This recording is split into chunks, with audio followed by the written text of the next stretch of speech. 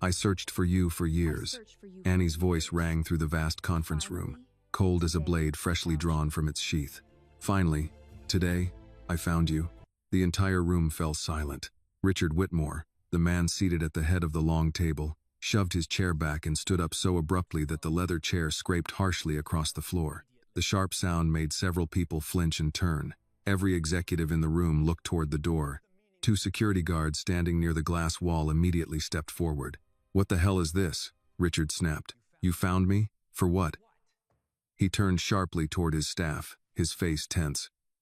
"Who is this girl? Who let her in here?" No one answered. Annie walked straight into the room, as if she needed no one's permission. Behind Richard, the large screen was still displaying the presentation for his latest public development project. The glowing words on the screen felt almost cruel in their irony. Safety, community, progress. Malcolm Pierce, Richard's chief legal counsel, slowly rose from his seat. "Miss," he said in a controlled voice, "you need to leave right now." Annie did not even glance at him. She kept walking, each step slow but steady, until she stopped beside the long conference table. Then she placed a worn stack of cash on the polished surface. No, she did not place it. She threw it down in front of Richard. The rubber band around the stack snapped. Old bills scattered across the table, sliding over folders, coffee cups, expensive pens, and the hands of men who quickly pulled away. Richard looked down at the money spread out before him. "What the hell is this?" Annie clenched her jaw. "You don't recognize this either?" Richard blinked again and again. For a moment, everything on his face seemed to blur. He looked at the bills, then at Annie, then back down at the money. "I don't know who you are," he said. "But if this is some cheap little stunt, you picked the wrong building." Annie planted both hands on the table. Her voice did not grow louder, but it hardened so much that even Malcolm stopped moving. "You really don't recognize me?" she asked. "Look carefully, Mr. Whitmore. Are you sure you don't recognize me?" Richard's eyelid twitched. He rubbed his eyes, irritation spreading across his face, as if he were angry at himself because something in his memory was trying to surface. "Who are you?" Annie looked directly into his eyes. For a moment, the whole room seemed to stop breathing. Then the memory came rushing back. First, the eyes, then the shape of her mouth, then that quiet, stubborn, painfully firm way she stood in front of him. A temporary construction trailer flashed through Richard's mind. The suffocating heat, cement dust clinging to the windows, a yellow hard hat lying on the table, and a black engineer standing across from him 6 years earlier, refusing to sign the report that declared the site safe. Samuel Carter. Richard's face went pale. He took half a step back and had to grip the edge of the table to steady himself. "No," he muttered. Annie did not move. Richard blinked again, harder this time. He looked almost angry that he had remembered. Then his voice broke out, filled with shock and panic. "You're his daughter," Richard said. "You're the daughter of that engineer who worked for me 6 years ago." Several people around the table turned to look at him. Malcolm's face immediately went rigid. Annie gave a small nod. "Now you remember." Richard's breathing grew faster. He pressed his palms against the table, trying to keep his composure. His heart was pounding, and he hated that feeling. But then Richard's expression changed. Fear slipped behind pride. The corner of his mouth twisted into a short, dry, bitter smile. "So this is Samuel Carter's daughter," he said. Annie's eyes narrowed. Richard glanced down at the bills scattered across the table, then laughed. This time, the laugh was louder, as if he had just regained control of the room. "What's wrong? The settlement money wasn't enough?" he asked. "Is that why you dragged yourself in here today? Your family received compensation after that accident." "Here." "Compensation? A settlement?" Annie asked. "That's right," Richard said. "And if I remember correctly, your father's carelessness caused a serious workplace accident. My company did more than the law required for your family." The air in the room grew thick. Richard pointed at the money. "Go on. How much more do you want? Is that why you crawled all the way here today? To beg for more?" Annie stared at him for a long moment. Then she slowly pointed down at the bills on the table. "Look carefully," she said. "That is your dirty money." Richard's face changed at once. Annie's voice sharpened, each word falling like stone. "That is the same money your people brought to my mother after my father died. The same money she kept in a tin box for 6 years because she said spending it would feel like eating from her husband's grave. "That's enough," Malcolm warned quietly. But Annie was not speaking to Malcolm. "That money didn't save my mother from the nights she sat alone in the kitchen crying," she continued. "It didn't buy back my father's honor. It didn't stop people from whispering that Samuel Carter had been careless. And it didn't stop a little girl from growing up in shame, hearing people say her father had hurt others, when the truth was, he was trying to save them." Richard's jaw tightened. "You're insane." Annie took another step forward. "No, I'm the first person in 6 years brave enough to walk into this room and tell the truth." Richard slammed his hand down on the table. Coffee cups rattled. A city official sitting nearby stiffened. A few bills lifted from the table and drifted back down. "You're insane," Richard roared.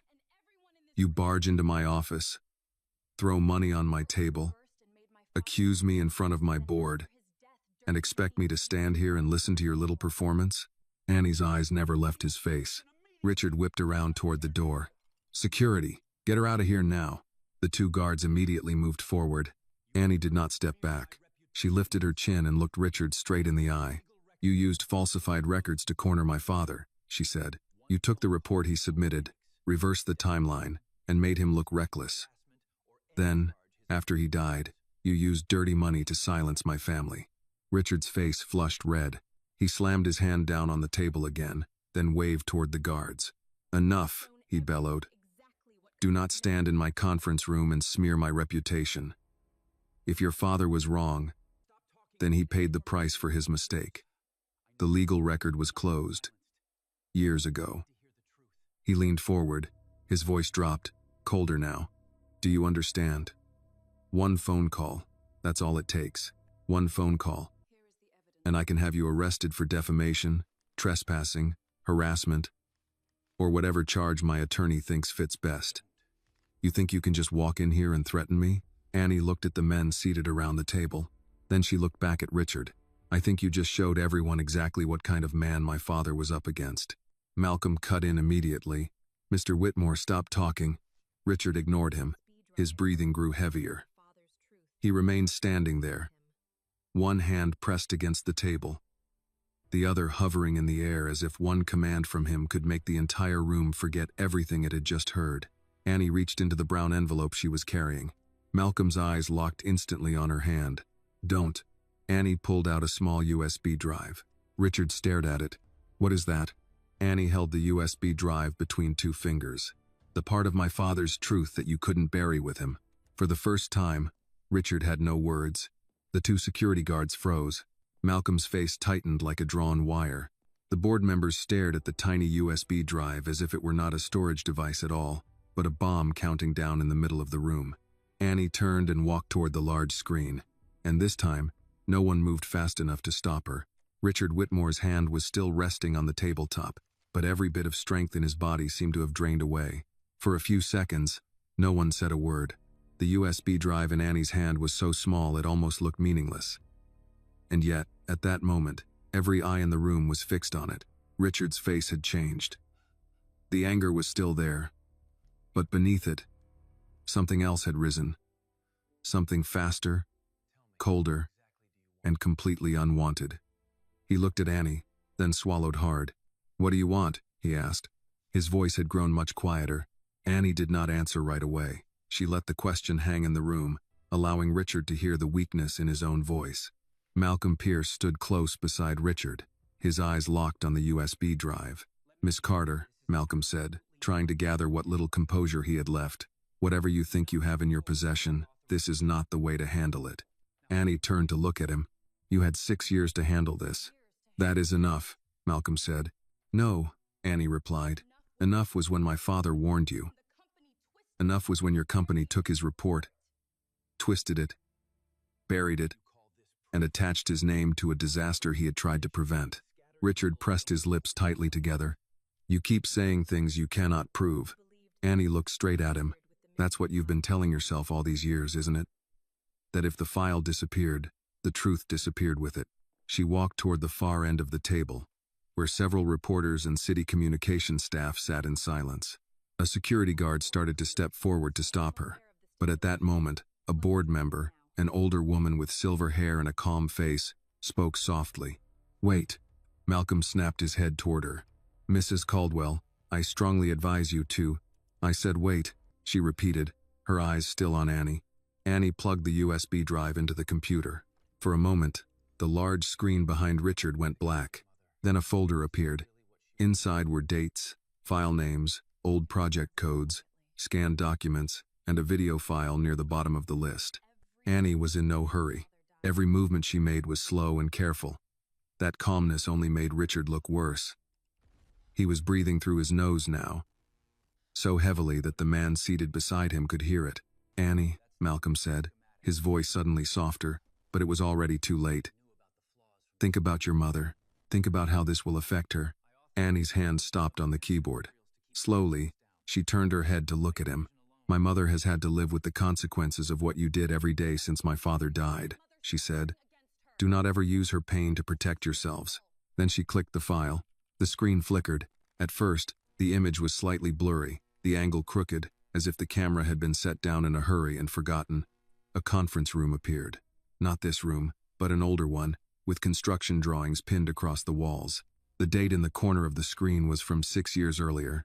Richard's face turned white. Malcolm whispered, "No." The audio crackled for a few seconds, then slowly became clear. Then Richard Whitmore's voice filled the room. "Keep pushing the construction schedule forward. We are not letting Carter's objections slow this project down." Someone off camera spoke. "He submitted an official safety report. If something happens, that report will become a problem." Richard's voice came again, sharper this time. "Then make sure it is no longer a problem. Samuel Carter wants to stand in my way? Build a file on him. Turn this into his negligence. Make it look like he failed to do his job, and wipe every trace of that safety report from our system." No one moved. The video continued for a few more seconds. Then a younger version of Malcolm's voice came through, steady, precise, and cold. "We can reclassify the report as an informal note. If we adjust the inspection timeline, it will appear as though Mr. Carter signed off before the incident occurred." Richard answered shortly, "Do it." Annie stopped the video. One of the board members whispered, "Migot."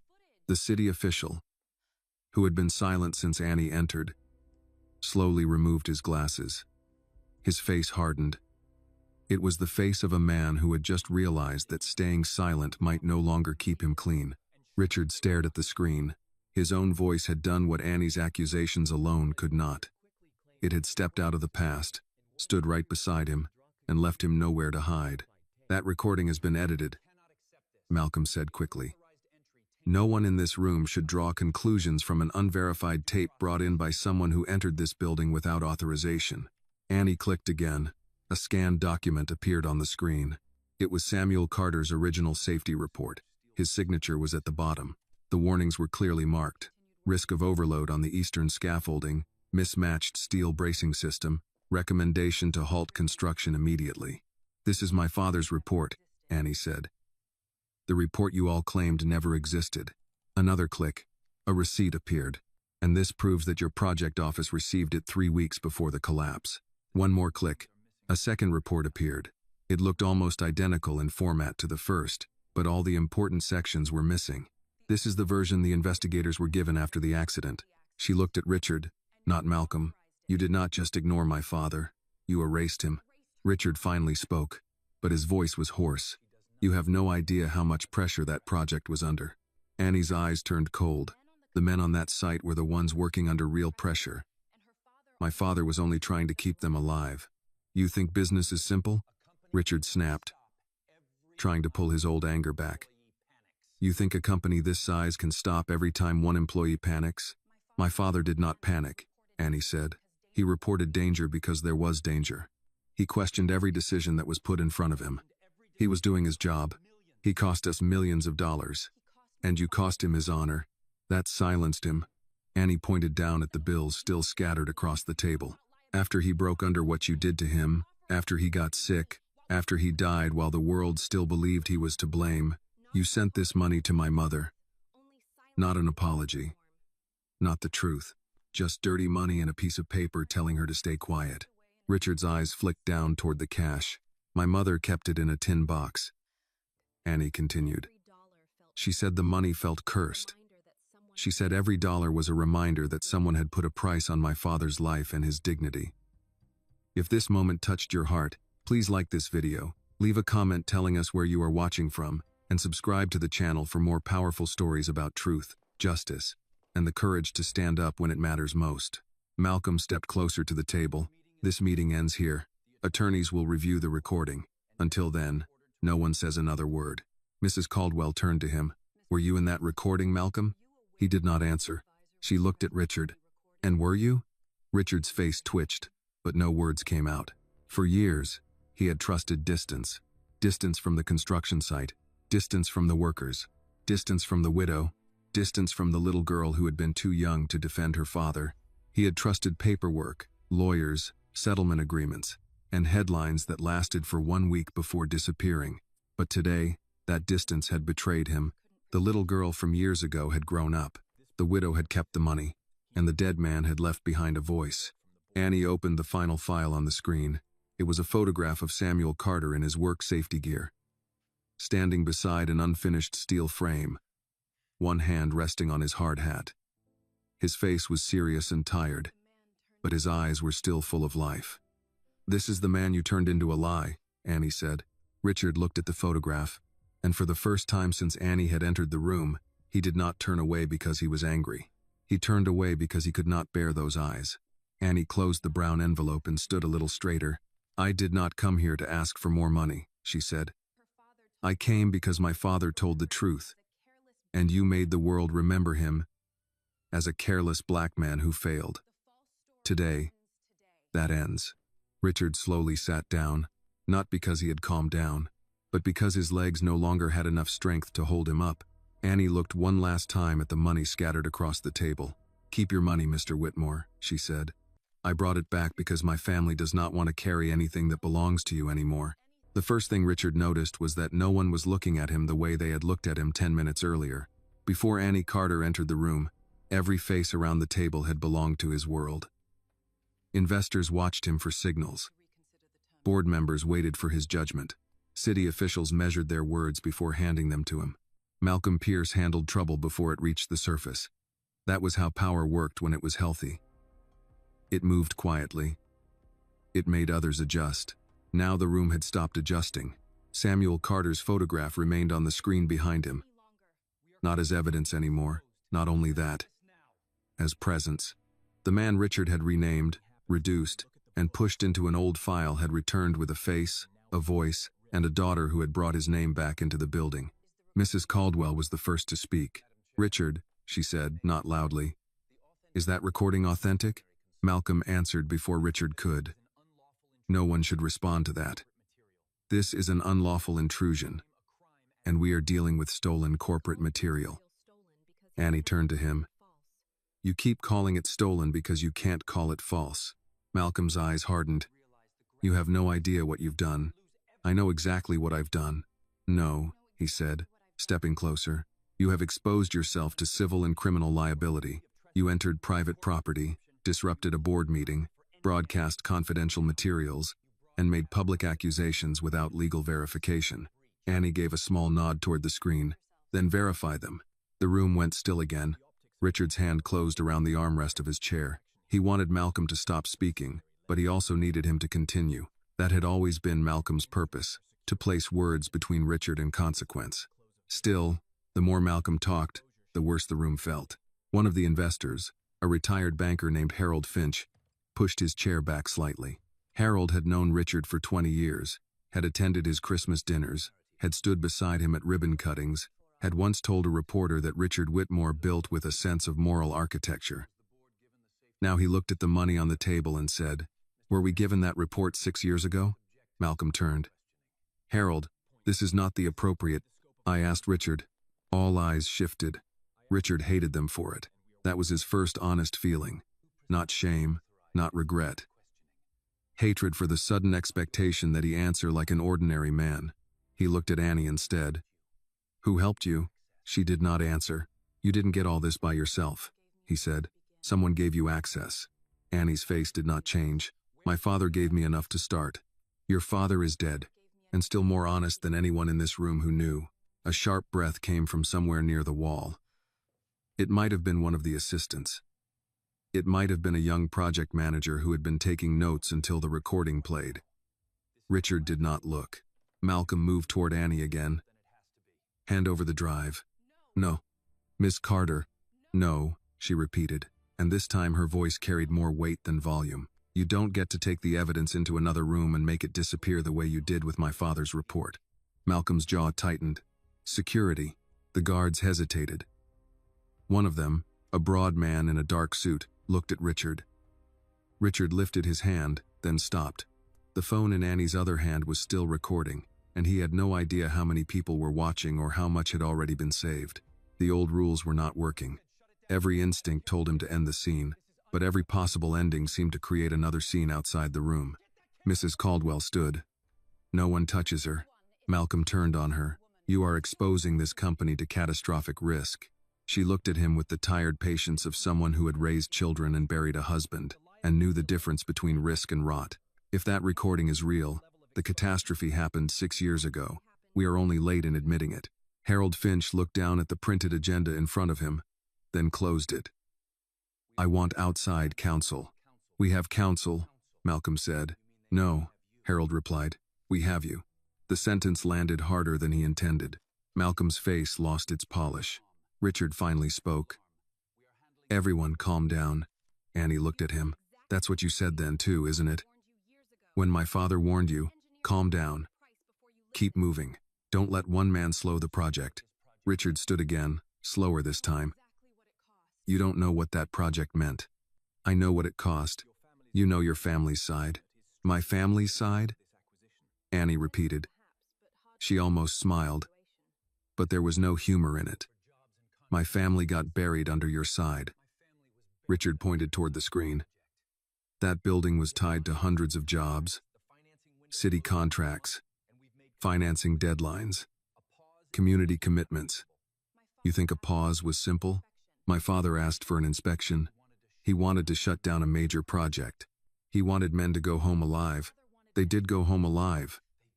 Richard snapped, then stopped, because even he heard how ugly it sounded. Annie's eyes narrowed. "4 men left in ambulances." Richard's nostrils flared. "And your father was responsible for safety." "My father reported the danger. According to documents you brought into my office like some kind of street performance."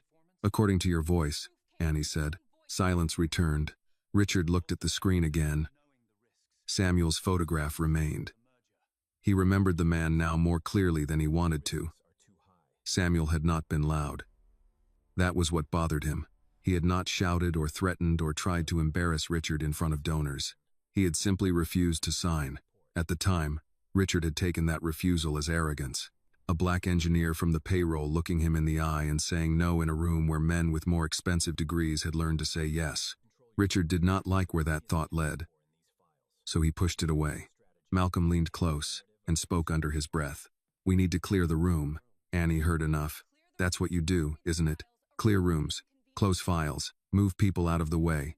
Malcolm straightened. "I am warning you for the last time." "No, Mr. Pierce, I'm warning you." Annie touched her phone screen and turned it so they could see a list of scheduled emails. "Everything you just saw went out 5 minutes ago. Local news. The State Engineering Board. The Attorney General's office. 3 labor safety groups. If I don't walk out of here, it still gets out. If you take my phone, it gets out. If you say I made it up, they already have the files." For the first time, Malcolm looked genuinely caught. Richard stared at the phone. His heartbeat was still too fast. He thought of headlines, investigations, depositions, stockholder calls, the new project dying before ground broke. He thought of his name above hospital wings and scholarship funds. He thought of 6 years of distance collapsing in a single morning. Then he thought of Grace Carter, not because he wanted to. Because Annie had placed that old money on his table, and now he could see a woman in a small house receiving it from one of Malcolm's people. He had not gone himself. At the time, he had called that professional. Clean, proper. He had signed off on the amount and moved to the next problem. "Your mother signed the agreement," Richard said, but the words came out weaker than he expected. Annie's face changed then, and for the first time the room saw the child she had been. She signed it because she was alone, Annie said. Because her husband was dead, because your company had ruined his name, because the bills were on the kitchen table, because men in suits told her it was the best she would ever get. Don't mistake exhaustion for consent. Mrs. Caldwell lowered her eyes. Annie picked up one of the bills and held it between two fingers. She kept this money for 6 years. Do you know why? Because spending it felt like agreeing with you. Richard said nothing. She moved us out of Atlanta, because every grocery store, every church hallway, every school office had somebody who remembered the lie. She used to wake up at night saying my father's name like she was trying to pull him back from what you made of him. The boardroom had become smaller. The city outside no longer mattered. Nobody reached for coffee. Nobody checked a watch. Annie placed the bill back on the table. I came here today because my mother couldn't. My father can't. So I did. A knock sounded at the glass door. More security. Behind them, a woman from corporate communications stood pale, holding a tablet. Malcolm moved toward the door, but Harold Finch blocked him with one sentence. Nobody leaves with those files. Malcolm stared. You don't have authority to direct me. Harold looked at Richard. Maybe not, but by tonight, someone will. That was when Richard understood the first real truth of the morning. The danger was no longer Annie Carter. The danger was that others in the room were beginning to separate themselves from him. He turned back toward Annie, trying once more to become the man at the head of the table. You've made your point, he said. Now leave, before this becomes worse for you. Annie picked up the empty brown envelope and held it at her side. No, Mr. Whitmore, she said. For the first time, it's becoming worse for the right people. Samuel Carter's face stayed on the screen as the room filled with the sound of phones buzzing. One after another. Like alarms no one could silence. The first call came from the lobby.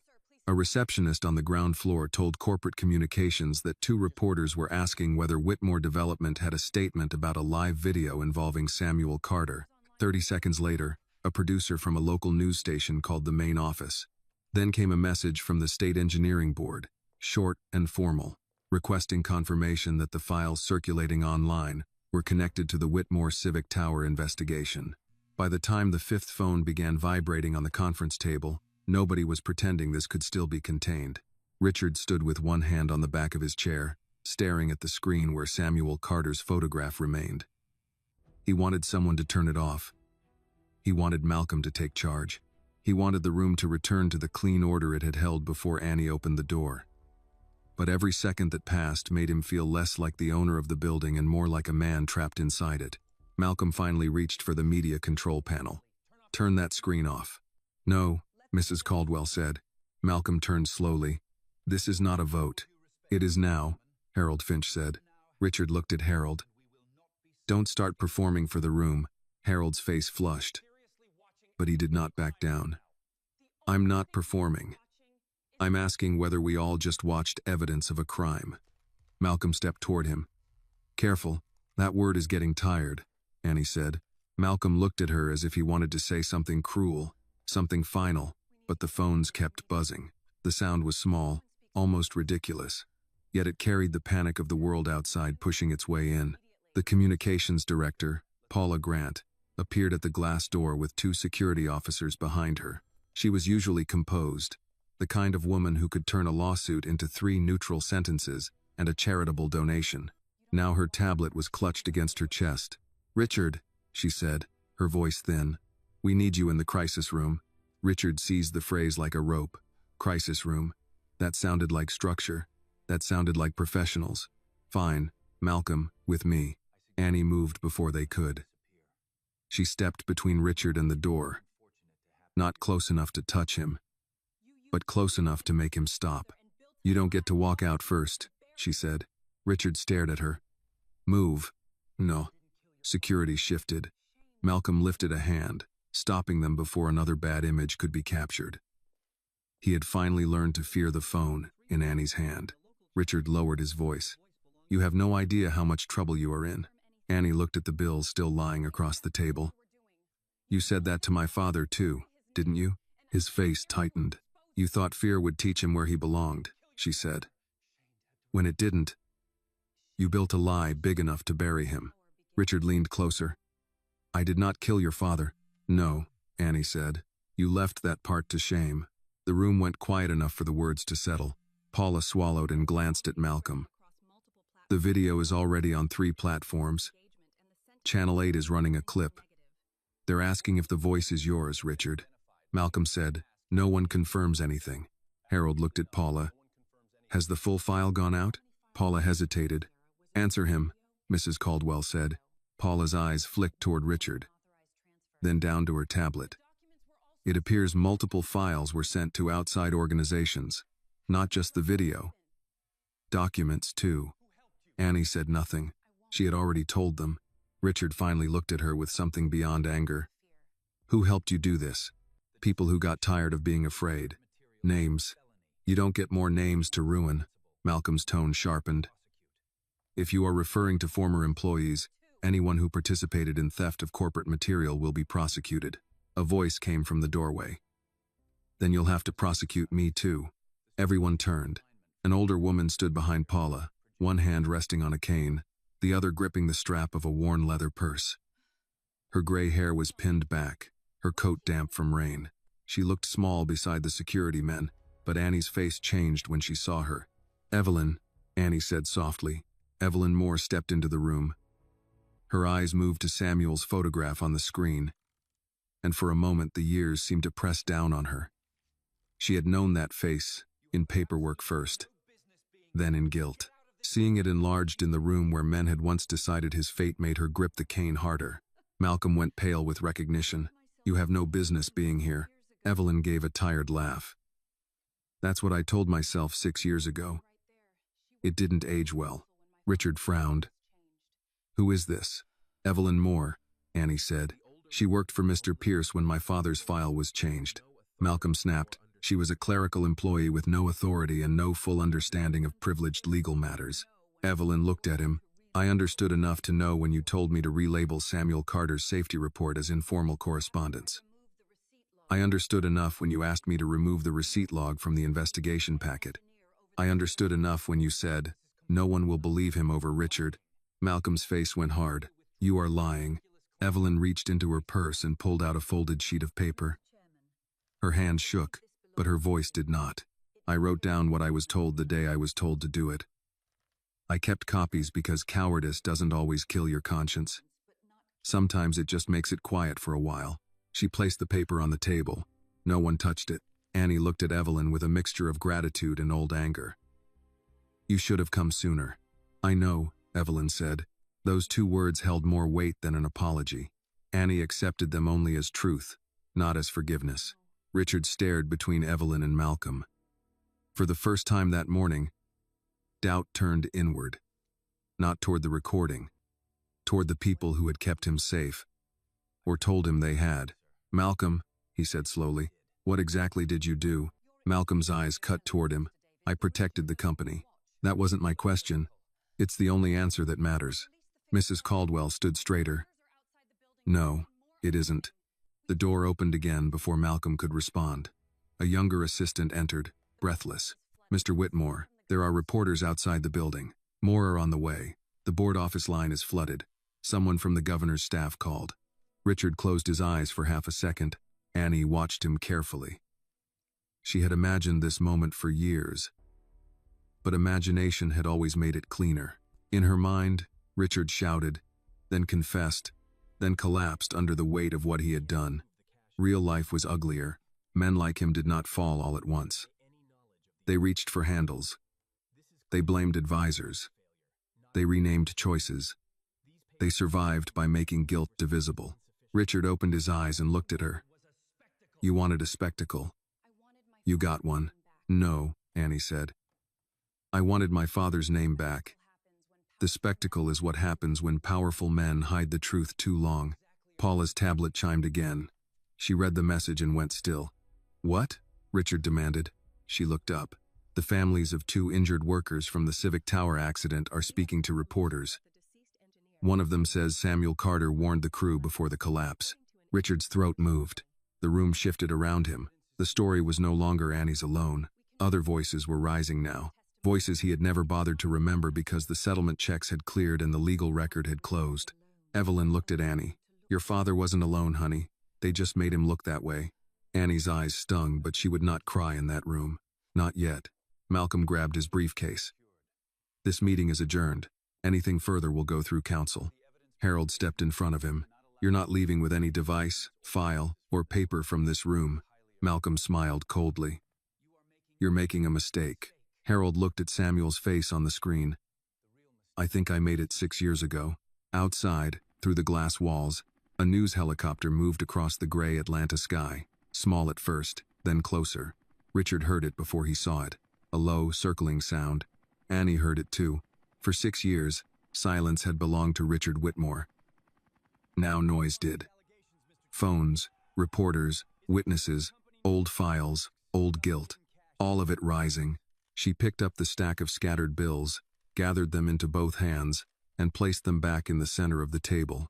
This stays here, she said, right where everyone can see what you thought my father was worth. Then she turned toward the door, not running, not hiding, not waiting for permission. Richard called after her, his voice rough. This won't bring him back. Annie stopped, but she did not turn around right away. When she did, her face was steady. I know, she said, but it might stop you from burying anyone else. Then she walked out, and this time, no guard tried to touch her. The hallway outside the conference room was no longer quiet. People who had spent years learning how not to stare were staring now. Assistants stood half out of office doors with phones in their hands. A junior analyst stepped back so quickly he nearly dropped his coffee. Somewhere down the corridor, a receptionist kept saying, "No comment at this time," in a voice that grew thinner each time she repeated it. Annie walked past all of them with Evelyn beside her. She still held the brown envelope under one arm, but the money remained on Richard Whitmore's table, where she had left it. Her hands felt strangely light without it. For 6 years, that stack of bills had sat in her mother's tin box like a stone in the house. Now it was back where it belonged, surrounded by the people who had once believed it could end a life and close a file. At the elevator, Evelyn touched Annie's sleeve. You all right? Annie looked at the glowing numbers above the doors. No. Evelyn nodded. That's an honest answer. The elevator opened. 2 men in suits were inside. They recognized Annie from the live stream, or maybe only from the look on every face in the hallway. Neither spoke. They stepped out and let her in. As the doors closed, Annie finally breathed. Her phone buzzed so many times it felt alive in her hand. Messages from numbers she did not know. Missed calls. A text from the reporter Evelyn had contacted. Another from a labor safety group. Then one from Mrs. Alvarez, the elderly woman who owned the diner back home. Baby girl, I saw you. Call your mama when you can. Annie stared at the message longer than the others. Grace. For a moment, the conference room vanished, and she saw the small house in rural Georgia, the porch with peeling white paint, the cracked bird bath, the kitchen where her mother kept medicine bottles in a plastic basket beside the toaster. Grace Carter had spent 6 years carrying Samuel's name like something fragile wrapped in cloth. Annie had promised herself she would call before the video went public. But the morning had moved too fast, and part of her had been afraid her mother would beg her to stop. The elevator reached the lobby. Noise hit them first. Reporters had gathered near the security barrier, held back by 2 guards and a woman from public relations who looked close to tears. Camera lights turned when Annie stepped out. Question came at once. Are you Annie Carter? Is the recording authentic? Did Richard Whitmore admit to falsifying safety documents? Was your father Samuel Carter? Evelyn leaned close. You don't have to talk right now. Annie knew that was true. She also knew silence had been the weapon used against her family. Still, she was not ready to hand her grief to strangers in the lobby of the building that had fed on it. She lifted one hand. The question softened but did not stop. My father's name was Samuel Carter, she said. He was a good engineer. He warned them before the accident. The documents are already with the proper authorities. That's all I'm saying today. A reporter called. What do you want from Richard Whitmore? Annie paused. She thought of the money on the table, of Richard asking how much she wanted, of Malcolm speaking her mother's pain like it was leverage. I want the truth to stop being treated like a debt poor people can't afford to collect, she said. Then Evelyn guided her through the side exit. Outside, Atlanta was gray with rain. News vans idled at the curb. Office workers slowed on the sidewalk, pretending not to listen. Annie pulled her coat tighter and kept walking until they reached Evelyn's old sedan parked 2 blocks away in a paid lot. Only when the doors were closed did Annie call her mother. Grace answered on the 4th ring. Her voice was small. "Annie? Mama." There was silence, then a breath that trembled. "I saw it." Annie closed her eyes. "I'm sorry. I should have called first." "No," Grace said. "No, baby. Don't apologize for telling the truth." Annie pressed the phone harder to her ear. "Are you okay?" Grace gave a tired sound that was almost a laugh. "I haven't been okay in 6 years.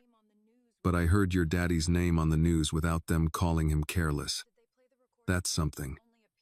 Annie bent forward, one hand over her mouth. Evelyn looked out the windshield and let her have the moment. "They played part of the recording?" Annie asked. "Just a piece. Enough." Grace's voice weakened, then steadied. "I heard Richard Whitmore's voice." Annie could hear the television in the background, low and urgent. "Mama." "I left the money there." Grace was quiet. "On his table," Annie said. "I couldn't carry it anymore." When Grace answered, her voice broke. "Good." That one word nearly undid Annie. Grace continued, softer now. "Your father used to say a man could lose a paycheck and still stand. But if they took his name, they took the ground under him. Today, you gave him some ground back." Annie wiped her cheek quickly, annoyed at the tear. "I don't know what happens next," she said. "Next, you eat something." Despite everything, Annie almost smiled. "Mama, I mean it. Truth doesn't run on an empty stomach. Your father learned that the hard way. He'd get so tied up in doing right. He'd forget lunch until I threatened to bring a plate to the job site and embarrass him in front of the whole crew." Annie pictured Samuel laughing in the kitchen, accepting a foil-wrapped biscuit from Grace as if it were a peace offering. The memory hurt, but not the way it usually did. "I'll eat," Annie said. "And Annie?" "Yes, ma'am. You don't let them turn you mean. Strong, yes. Clear, yes. But not mean. Your father wasn't mean, even when he had reason." Annie looked through the windshield at Whitmore Tower rising behind the rain. "I'm trying." "I know." After the call ended, Evelyn started the car but did not pull out. "She sounds like a good mother," Evelyn said. "She is. I should have gone to her years ago." Annie looked at her. The old anger was still there, but it had less room to move. "Yes, you should have." Evelyn nodded. "I know." They drove in silence for several blocks. The city looked different from the passenger seat now. Not kinder, not cleaner, but exposed. Annie saw construction cranes, bus stops, office towers, men in work vests eating from paper bags under awnings. She wondered how many names had been buried under schedules, how many families had been handed checks and told to disappear. At a red light, Evelyn's phone rang. She answered on speaker. A man's voice said, "Miss Moore, this is Daniel Price from Channel 8. We received the files. We also have a former Civic Tower worker willing to speak on record. He says Samuel Carter ordered men off the east scaffold the morning of the collapse." Annie sat up. Evelyn looked at her. "Is he sure?" "He says he's been sure for 6 years," the reporter replied. "He says he was too scared to say it then." Annie looked down at her hands. They were still shaking, but not from fear alone now. "Can I speak to him?" she asked. The reporter hesitated. "He asked the same thing about you." Evelyn took down the number. When the call ended, she parked beside a small diner near the interstate. The kind of place with a red sign, old booths, and coffee strong enough for truck drivers. "You need food," Evelyn said. "My mother tell you that?" "No, I'm old. We all end up giving the same advice." Inside, a waitress called them Han and brought coffee without asking too many questions. Annie ordered toast and eggs because it was all she could manage. The television above the counter was tuned to the local news. Her own face appeared on the screen for a second, then Samuel's photograph. The waitress stopped pouring coffee. "That your daddy?" she asked gently. Annie looked up.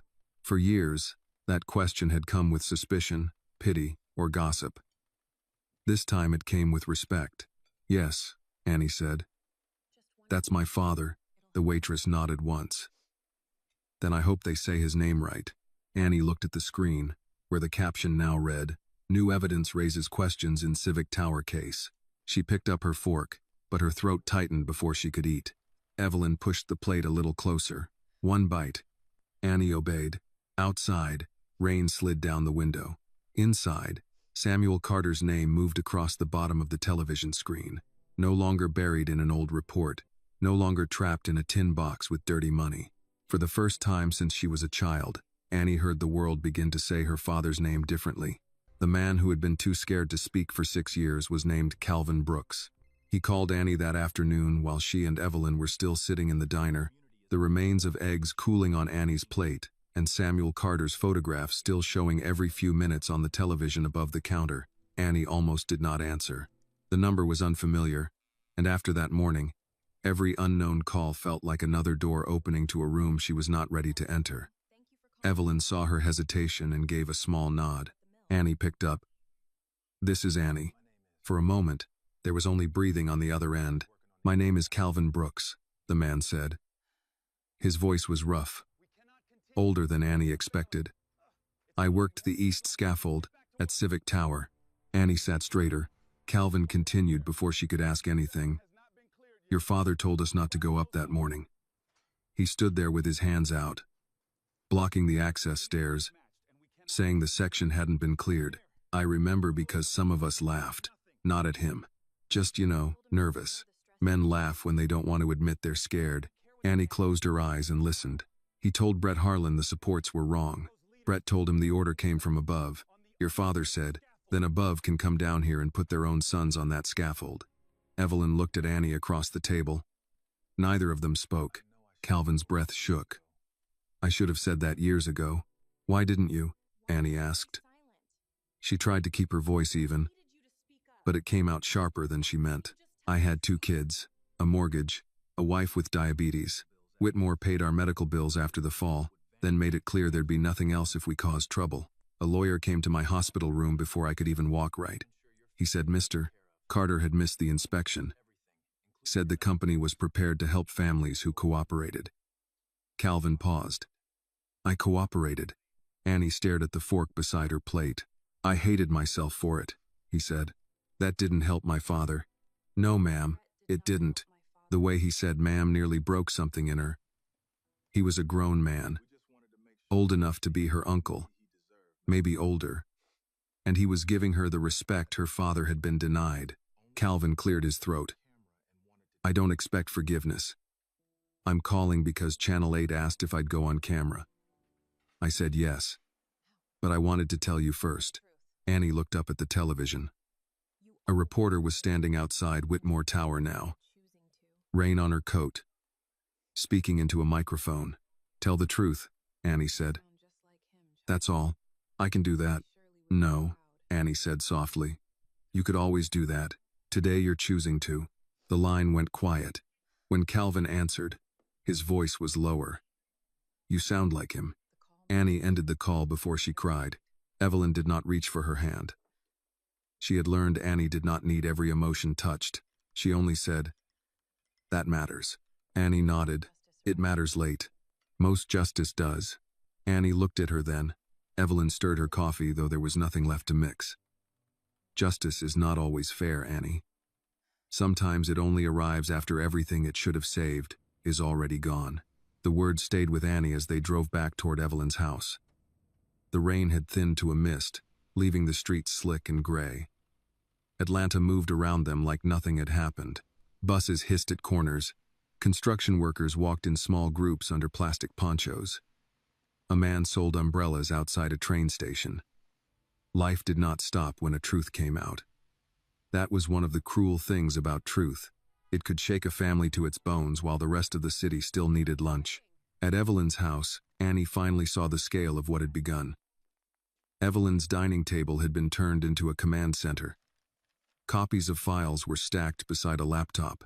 A legal pad listed names: Calvin Brooks, Renee Talbot, State Engineering Board, Channel 8, Attorney General, Labor Safety Coalition. Evelyn had written them in block letters, the way older women wrote grocery lists and church volunteer schedules, practical and serious. Annie called her mother again. Grace sounded tired but clearer than she had in weeks. "Calvin Brooks called me," Annie said. "The welder? You remember him?" "Your father did. He came home from the hospital the day after the accident and kept saying Calvin had a little boy. He was worried Calvin wouldn't be able to pick him up for a while." Grace's voice softened. "That was your daddy?" His own world was falling apart, and he was thinking about another man's child. Annie pressed her fingers against her eyes. "He's going on camera. Good. You're not scared?" "I'm terrified," Grace said. But scared and silent are not the same thing. Annie looked out Evelyn's front window. Across the street, an older man in a baseball cap was bringing in his trash cans. He moved slowly, favoring one knee. His wife opened the door and said something Annie could not hear. He waved her off, smiling, then carried both cans anyway. Ordinary tenderness, ordinary stubbornness. The kind of life Samuel should have been allowed to grow old into. "Mama," Annie said, "people are going to talk about him again." Grace was quiet. "They might say ugly things before they say the truth." "I know. I don't want it to hurt you more." Grace took a slow breath. "Baby, hurt that stays hidden doesn't get smaller. It just learns where to sit." Annie did not answer. "Listen to me," Grace said. "When they lied about your father, I thought leaving Atlanta would save us. I thought if I took you somewhere quiet, the lie would stay behind. But it came with us. It sat at our table. It followed you to school. It got into my sleep. Maybe today is the first day it has to sit in somebody else's house." After they hung up, Annie walked into Evelyn's small guest room and closed the door. On the dresser sat the framed photograph she had brought from home. Samuel in his work vest. Grace beside him, younger and smiling. Annie as a child between them, missing one front tooth. She picked it up and sat on the bed. For years, she had imagined revenge as a door slamming shut. Richard exposed. Malcolm ruined. Her father's name cleared. But now that the first door had opened, she saw more doors behind it. Reporters would call. Lawyers would threaten. Strangers would debate her father's life on television. Some would believe. Some would not. Some would ask why it had taken 6 years, as if grief came with a deadline and power ever surrendered evidence politely. A knock came softly. "It's me," Evelyn said. Annie wiped her face. "Come in." Evelyn opened the door but stayed near the frame. Channel 8 is airing Calvin's interview at 6. Annie nodded. "There's more," Evelyn said. "I received an email from a woman named Renee Talbot. She was a nurse at the hospital after the collapse. She says a Whitmore attorney visited injured workers before investigators did. She kept notes." Annie looked up. Evelyn's expression was tired but firm. "Your father's report was the beginning, not the end." Annie set the photograph back on the dresser. "How many people knew?" "I don't know." "How many people stayed quiet?" Evelyn did not defend anyone this time. "Too many." Annie stood. The exhaustion in her body was real, but beneath it, something steadier had formed. Not hope exactly. Hope felt too soft for what this was. It was more like direction. "Then we keep going," she said. At 6 o'clock, they sat in Evelyn's living room and watched Calvin Brooks appear on television. He wore a clean button-down shirt and sat beside a woman Annie guessed was his wife. His hands were clasped tightly in his lap. The reporter asked, "Did Samuel Carter ignore safety concerns?" Calvin shook his head. "No. He raised them. Loud and clear. That morning, he tried to keep us off that scaffold. I didn't say it then because I was scared. I'm saying it now because his daughter shouldn't have to carry the truth alone." Annie did not move. On the screen, Calvin looked into the camera. "Samuel Carter did his job. We didn't do ours when we let them blame him." Grace called before the segment ended. Annie answered and heard her mother crying, but this time the sound was different. "He said Samuel did his job," Grace whispered. "Yes, ma'am." He said it out loud. Annie looked at her father's photograph across the room. "Yes," she said. "He did." Outside, the rain stopped. The evening light came through Evelyn's curtains in a thin gold line. For the first time, Annie understood that clearing her father's name would not be one moment in a boardroom. It would be many voices, one after another, deciding they were done being afraid. And somewhere across the city, Richard Whitmore was beginning to understand the same thing. Richard Whitmore did not watch Calvin Brooks on the evening news from his office. He watched from a smaller room 3 floors below the board suite, a room Whitmore Development called the crisis room, because men in expensive suits preferred that phrase to panic. The walls were covered with screens. One showed Channel 8. Another showed social media feeds moving too fast to read. A third showed Whitmore Development stock price after hours, though the market was closed and nothing official had happened yet. Paula Grant sat with 2 communications staffers, writing and deleting statements. Malcolm Pierce stood near the end of the table, phone pressed to his ear, speaking in a low voice that meant he was either threatening someone or trying not to sound threatened himself. Richard sat apart from them, his jacket off, tie loosened, one hand around a glass of water he had not touched. On the screen, Calvin Brooks said, "Samuel Carter did his job. We didn't do ours when we let them blame him." Paula closed her eyes. Malcolm ended his call. "We need to discredit Brooks before this grows." Richard looked at him slowly. "He was injured in the collapse. That doesn't make him credible. He was there. So were a lot of people. Memory changes. Fear changes. Lawyers change things back." Richard stared at Malcolm. He had heard that tone for years and had once admired it. Malcolm could take any human thing and turn it into a manageable category. Exposure, liability, claimant, witness, settlement. It had made him useful. Tonight it made him sound obscene. Paula looked up from her laptop. "The public won't respond well if we attack an injured worker." "I didn't say attack," Malcolm said. "I said discredit." "That's the same sentence with a better haircut," she replied. Richard almost looked at her. In another moment, he might have smiled at the line. "Not now." Malcolm ignored her. "We release a statement tonight. We express sympathy for the Carter family, state that the company relied on the official findings at the time, and announce an independent review conducted by a firm we choose. We do not admit wrongdoing. We do not authenticate the recording. We do not mention Annie Carter by name." Richard rubbed his eyes. "And the video? We say it appears edited." "Is it?" Malcolm's silence lasted half a second too long. Richard lowered his hand. "I asked you a question." Malcolm walked closer. "Richard, this is not the moment to get sentimental. You built this company by understanding one thing better than everyone else. The first version of a story wins only if the second version is weak. We make their version look emotional, incomplete, and politically motivated. Their version has my voice on it. Voices can be challenged. And Evelyn Moore? A former clerical employee with a grievance and no authority. Calvin Brooks? A frightened man who wants attention." Richard looked at the screen where Calvin's interview was replaying. The man's hands were clasped so tightly his knuckles looked pale. He did not look like a man seeking attention. He looked like a man trying to stand up under weight he had carried too long. Paula's phone buzzed. She read the message and went still. "What now?" Richard asked. "The Atlanta Journal-Constitution is preparing a timeline piece for tomorrow morning. They have the original safety report, the altered report, and the receipt log." Malcolm turned on her.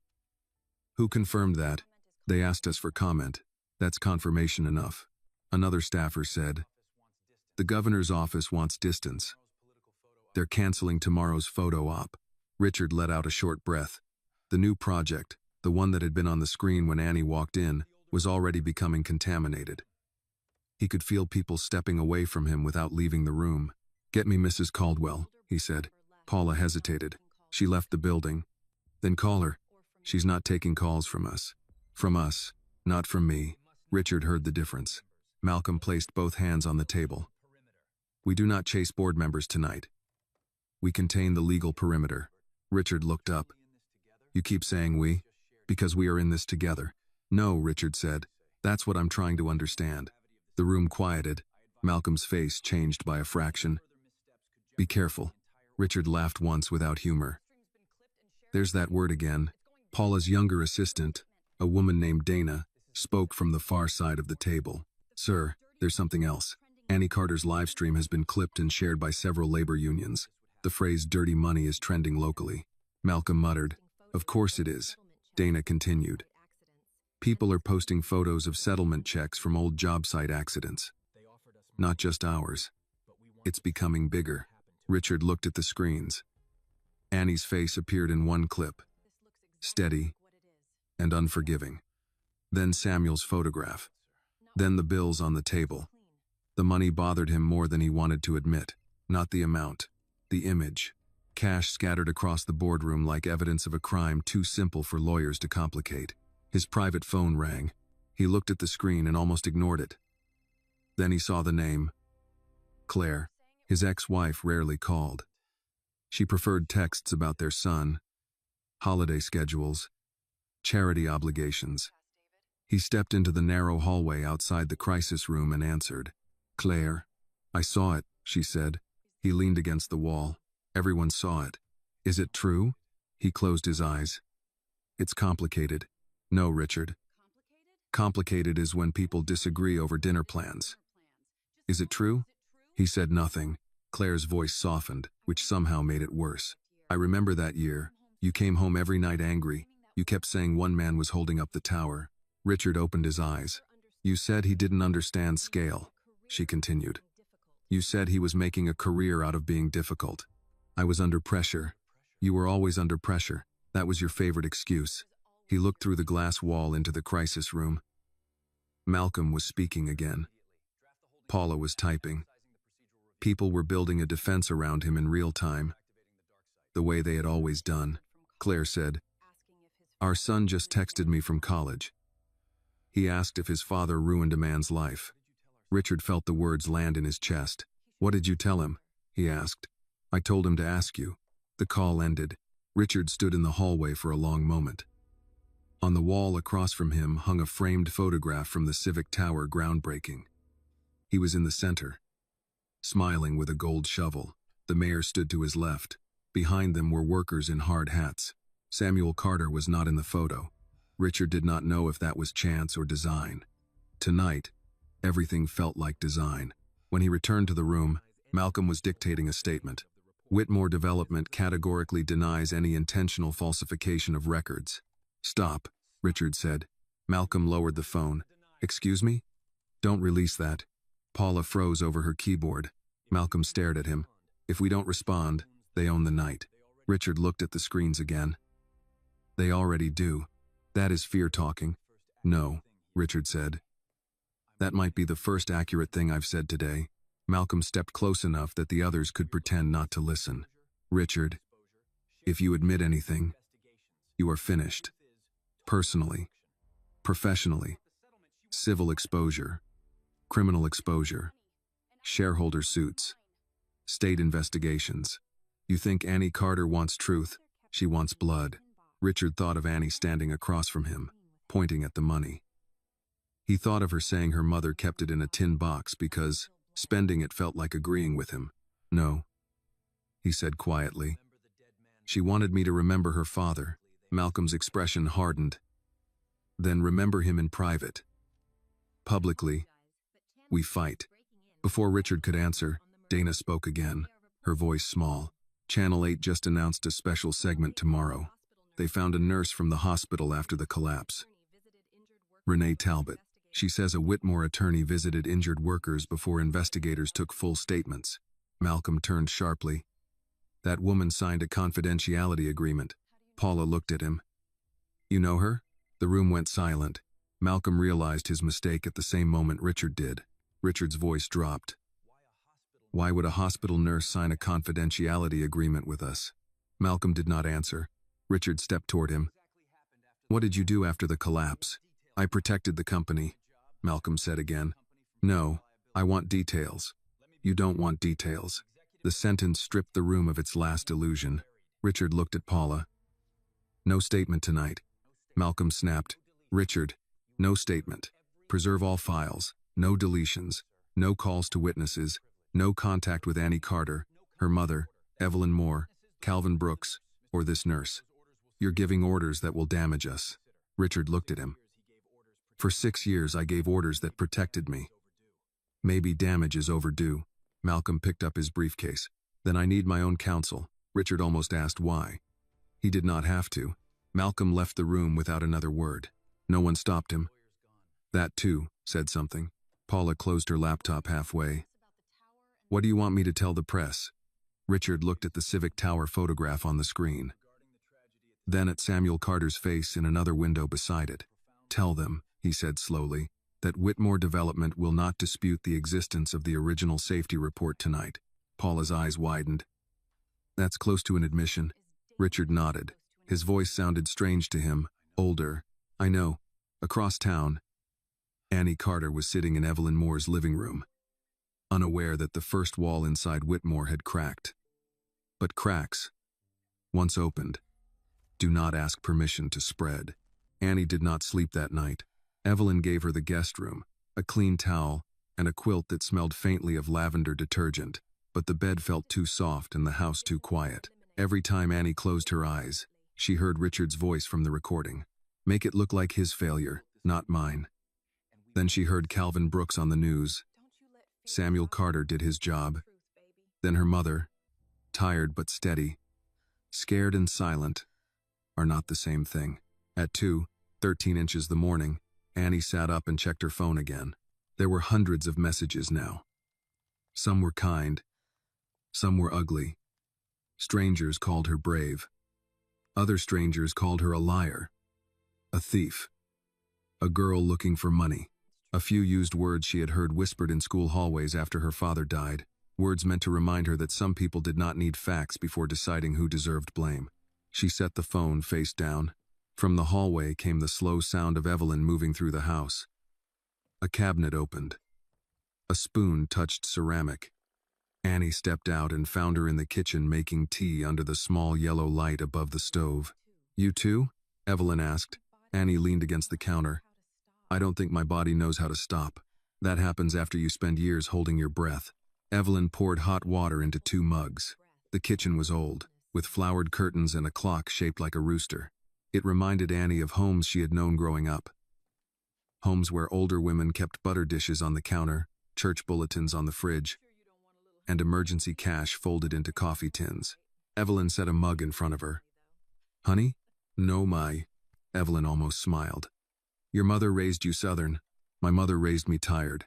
Southern came with it. They sat at the small table. For a while, neither spoke. Outside, the rain had started again, softer than before. Finally, Evelyn slid a folded newspaper clipping across the table. It was old, yellowed at the edges. The headline read, Civic Tower Safety Supervisor, under review after scaffold collapse. Annie did not touch it. Why do you have that? I kept everything I was ashamed of. That doesn't make sense. It does when you get old, Evelyn said. At first you keep proof in case somebody comes asking. Later, you keep it because forgetting would feel like another crime.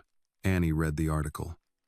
Samuel's name appeared in the second paragraph, attached to phrases like missed inspection and procedural failure.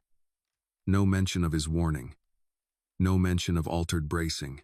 No mention of Richard. My mother cut this one out, Annie said. She folded it and put it in a Bible. I found it when I was 14. Evelyn looked pained. Why would she keep it? To remind herself what they said. She was afraid if she forgot the lie, she'd forget what she was fighting in her own head. Evelyn wrapped both hands around her mug. Grace is stronger than I was. Annie did not argue. Just after 6, Evelyn's phone rang. She answered, listened, then reached for a pen. Yes, she said. No, don't send it through your work email. Use the address I gave you, and keep the original notes somewhere safe, not in your car. Annie watched her write a name. Renee Talbot. When Evelyn hung up, she looked across the table. The nurse is willing to meet. Today?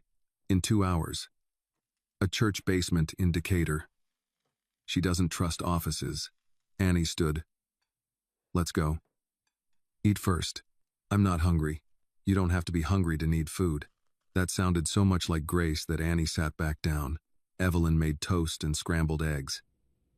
Annie ate because old women had a way of turning concern into instruction, and because her mother had already ordered the same thing over the phone.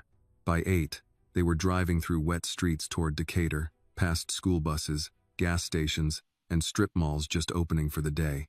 Atlanta looked ordinary again, but Annie knew somewhere behind glass walls, men were reading her father's name with legal pads in front of them. The church sat on a quiet corner, red brick, modest steeple, a sign out front advertising Sunday service and a food pantry. In the basement, folding chairs were stacked along one wall, The air smelled of coffee, old hymnals, and floor cleaner. Renee Talbot was waiting at a plastic table with a paper cup between her hands. She was in her late 50s, maybe early 60s, black, with short gray hair and nurse's shoes that had seen years of hospital floors. She stood when Annie entered, then seemed unsure whether to offer a handshake or an apology. Annie saved her from choosing. "Miss Talbot?" "Yes." Renee's eyes moved over Annie's face. "Lord, you look like him. I've heard that a lot lately. I'm sorry. People say that like it's easy to carry." Annie sat across from her. Evelyn sat beside Annie, opened a notebook, and said nothing. Renee took a breath. "I was charge nurse on the orthopedic floor the week after the Civic Tower collapse. 2 of the injured men were under my care. Calvin Brooks was one. The other was Michael Reyes. Broken pelvis, cracked ribs, concussion. They were scared, in pain, medicated, and before the state investigator came, a Whitmore attorney showed up." "Malcolm?" Evelyn asked. "Not him. Younger man. But he said he worked under Pierce." Annie leaned in. "What did he want?" "Statements. He said the company needed to process support payments." That was the phrase. Support payments. He asked those men if Samuel Carter had personally cleared the scaffold. Asked it over and over in different ways. When Michael said Mr. Carter told them not to go up. The attorney said Michael was confused because of the concussion. Annie's fingers curled under the table. Renee reached into her purse and pulled out a small spiral notebook, the kind nurses use to jot times and medication reminders. "I wrote it down. Not officially. Just for myself. I knew it was wrong." "Why didn't you report it?" Annie asked. Renee met the question without flinching. "Because my daughter was in college, and my husband had just been laid off. Because hospitals don't protect nurses who bring trouble into expensive rooms. Because I told myself somebody with more authority would say something. Everybody thought somebody else would," Annie said. "Yes." Renee pushed the notebook toward her. "I'm sorry." Annie looked at it but did not pick it up right away. "Sorry doesn't give him 6 years back." "No," Renee said. "It doesn't." That honest answer mattered more than any excuse. Evelyn asked, "Will you go on record?" Renee nodded. "I already spoke to Channel 8. But I'll also give a sworn statement. I'm retired now. They can threaten my pension if they want. I'm old enough to be tired of being useful to cowards." Annie picked up the notebook. The pages were filled with tight handwriting. Dates. Times. Room numbers. Names. One line stopped her. Patient states S. Carter warned crew not to enter East Scaffold. Attorney advised patient not to speculate. Annie read it twice. Her father had not been alone. He had been surrounded by people who knew pieces of the truth. But each piece had been hidden in someone's fear. Renee said quietly, "Your father came to the hospital the first day." Annie looked up. "He wasn't allowed onto the floor at first. Company people were everywhere. But later I saw him near the elevators. He asked about every injured worker by name. Not about himself, not about the investigation. Them. He wanted to know if Calvin's leg would heal right, if Michael could breathe without pain, if Jesse's wife had been called." Annie's throat tightened. Renee continued, "A careless man doesn't remember names like that." For the first time that morning, Annie let herself close her eyes. Evelyn touched the notebook lightly. "This helps." "It should have helped then," Renee said. "Yes," Evelyn answered. "It should have." When they left the church basement, the rain had stopped. Annie stood on the steps with the notebook against her chest. Across the street, a school crossing guard in a yellow vest helped 2 children over the road, one hand raised to stop traffic. Annie watched until the children reached the other side. "My father used to say safety was love with a checklist," she said. Evelyn smiled sadly. "Sounds like him." Annie looked at the notebook. They made him look careless because careful men are dangerous when they refuse to lie. Her phone buzzed. A message from Grace. "I saw the nurse. Your daddy would have thanked her and fed her." Annie laughed once, small and painful. Evelyn's phone rang before they reached the car. She answered, listened, and her face changed. "What is it?" Annie asked. Evelyn lowered the phone slowly. "Whitmore Development just released a statement. They're not disputing the existence of your father's original report." Annie stood still. For 6 years, The world had said the report did not exist. Now the company that buried it had been forced to admit there was something to bury. Annie looked up at the gray sky over Decatur and breathed like a person testing air after a long time underground. "Good," she said. "Now we make them say why they hid it." By noon, Whitmore Development's statement was on every local news site in Atlanta. The company did not apologize. It did not say Samuel Carter had been right. It used careful words arranged by careful people. Newly surfaced materials. Pending review. Original documentation. No final conclusions at this time. But one sentence mattered more than all the others. Whitmore Development does not dispute that a safety report authored by Samuel Carter existed prior to the Civic Tower incident. Annie read it on Evelyn's phone in the church parking lot, then read it again in the passenger seat as they drove back through Decatur. The sentence was stiff and bloodless, but to her it sounded like a door unlocking. For 6 years, the official story had been that her father's warning had never existed. Now the people who buried it had been forced to admit there had been a body in the ground. Evelyn kept both hands on the wheel. They're trying to give up an inch before they're forced to give up a mile. "Let them," Annie said. "We'll take the inch and keep walking." Evelyn glanced at her. "You sound like your mother. My mother would tell me to eat before saying something like that." "She's right." Annie's phone buzzed again. This time it was a number she did not recognize. She almost ignored it. But something made her answer. "Annie Carter?" "Yes. My name is Thomas Bell. I was a junior inspector on Civic Tower." Evelyn's eyes shifted toward her. Annie sat straighter. "What do you want, Mr. Bell?" "To say I'm sorry first, then to tell you I have something." Annie looked at the traffic ahead, where brake lights glowed red in the damp afternoon. "What kind of something?" "A copy of the inspection timeline they changed." Her grip tightened around the phone. Thomas spoke quickly, as if afraid courage had an expiration date. "I was 24 then. First big job. I thought Whitmore was the kind of place that made careers. Samuel Carter scared people because he checked everything. Not in a bad way. He just didn't let sloppy work pass because a supervisor was tired or a deadline was close. Some guys complained, but the older workers trusted him. Did you know they blamed him?" "I knew after. I didn't know before. Not all of it." He swallowed audibly. The week after the collapse, Malcolm Pierce's office asked for all field logs. When the final version came back, the timestamps had changed. It made it look like Carter cleared the east scaffold before the second shift went up. "Did you keep proof?" "I kept the draft I sent in. I shouldn't have. I was told to delete everything. But my father was a union man. He used to say, if a boss asks you to destroy paper, that paper might be the only honest man in the room." Annie closed her eyes for a second.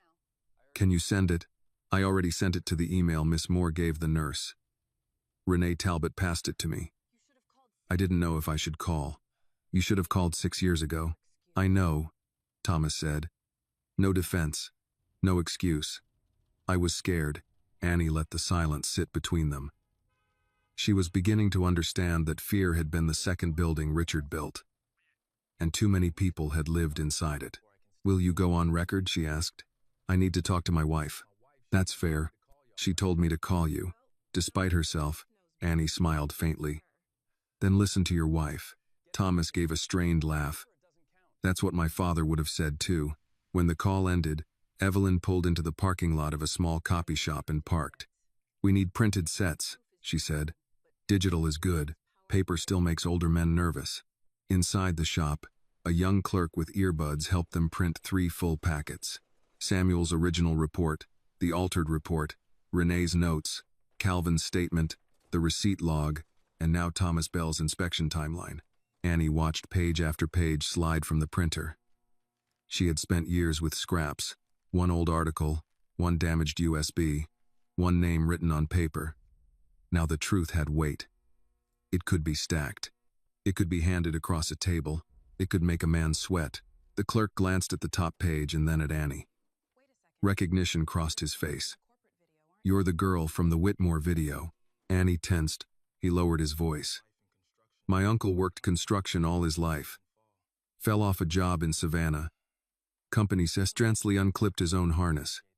My aunt never believed it." He tapped the stack gently. "Hope you get them." Annie did not know what to say. Evelyn did. Thank you, son. Outside, Annie carried one packet against her chest. It's not just my father anymore. No, Evelyn said. It probably never was. They returned to Evelyn's house to find two news vans parked across the street.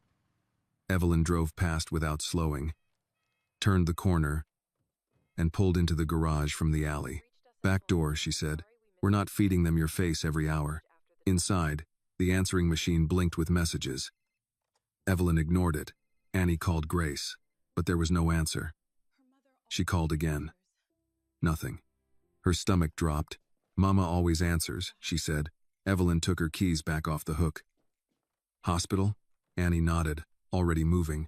The drive felt longer than it was. Annie called the nurse's desk at the rural clinic near their town, and finally got a receptionist who knew Grace. She's all right, the woman said. She had a panic spell after some reporters came by the house. Annie's voice sharpened. Reporters went to our house? I think one reporter and a cameraman. Mrs. Carter wouldn't open the door. A neighbor brought her in. Annie thanked her and hung up, anger rising so fast it made her hands cold. They went to my mother's house. Evelyn's mouth tightened. Then we set a boundary today. Grace answered on the next call from the clinic. Her voice sounded embarrassed, which made Annie angrier than fear would have. I'm fine, Grace said before Annie could speak. You're at the clinic, because Mrs. Alvarez overreacts. Mama, Grace sighed. A man knocked on the door, said he only wanted a few words. Then the camera light came on through the window. I couldn't breathe for a minute. That's all. That's not all. No, Grace admitted. It felt like the old days, people wanting me to explain your father like he was a mistake I made. Annie turned her face toward the car window. Grace continued, but Mrs. Alvarez came over with her housecoat on and told them if they didn't leave, she'd introduce their camera to her cast-iron skillet. So that part was nice. Annie laughed once, unwillingly. You're sure you're okay? I'm tired, not broken. Grace paused. Don't come running back here unless you need to. Finish what you started. Annie closed her eyes. I hate that this is touching you again. It never stopped touching me, baby. The words stayed with Annie after the call ended. By late afternoon, Evelyn arranged a short statement outside her house. Not a press conference, just enough to push reporters away from Grace. Annie stood on the porch with Evelyn beside her and spoke into 3 microphones. My mother is not part of your story to chase down, Annie said. She is a widow who carried a lie for 6 years. If you have questions, ask Whitmore Development why Samuel Carter's report disappeared. Ask Malcolm Pierce why injured workers were approached before investigators. Ask Richard Whitmore why my father's warning was hidden. Do not stand on my mother's porch, asking her to bleed for your camera. A reporter asked, Are you accusing Whitmore of witness intimidation? Annie answered, I'm saying people were scared into silence. You can choose the legal word. Evelyn almost smiled. That evening, Channel 8 aired Renee Talbot's interview. Renee sat upright, nurse's hands folded, and told the city that Whitmore attorneys had shaped statements while injured men were still medicated. Then they aired Calvin again. Then they showed Thomas Bell's altered timeline. By 9, the state attorney general announced a preliminary inquiry. Annie watched the announcement from Evelyn's living room with a blanket around her shoulders and a plate of untouched soup on her lap. The words preliminary inquiry sounded small, but Evelyn reached over and squeezed her wrist. That means they can subpoena, Evelyn said. People lie less comfortably under subpoena.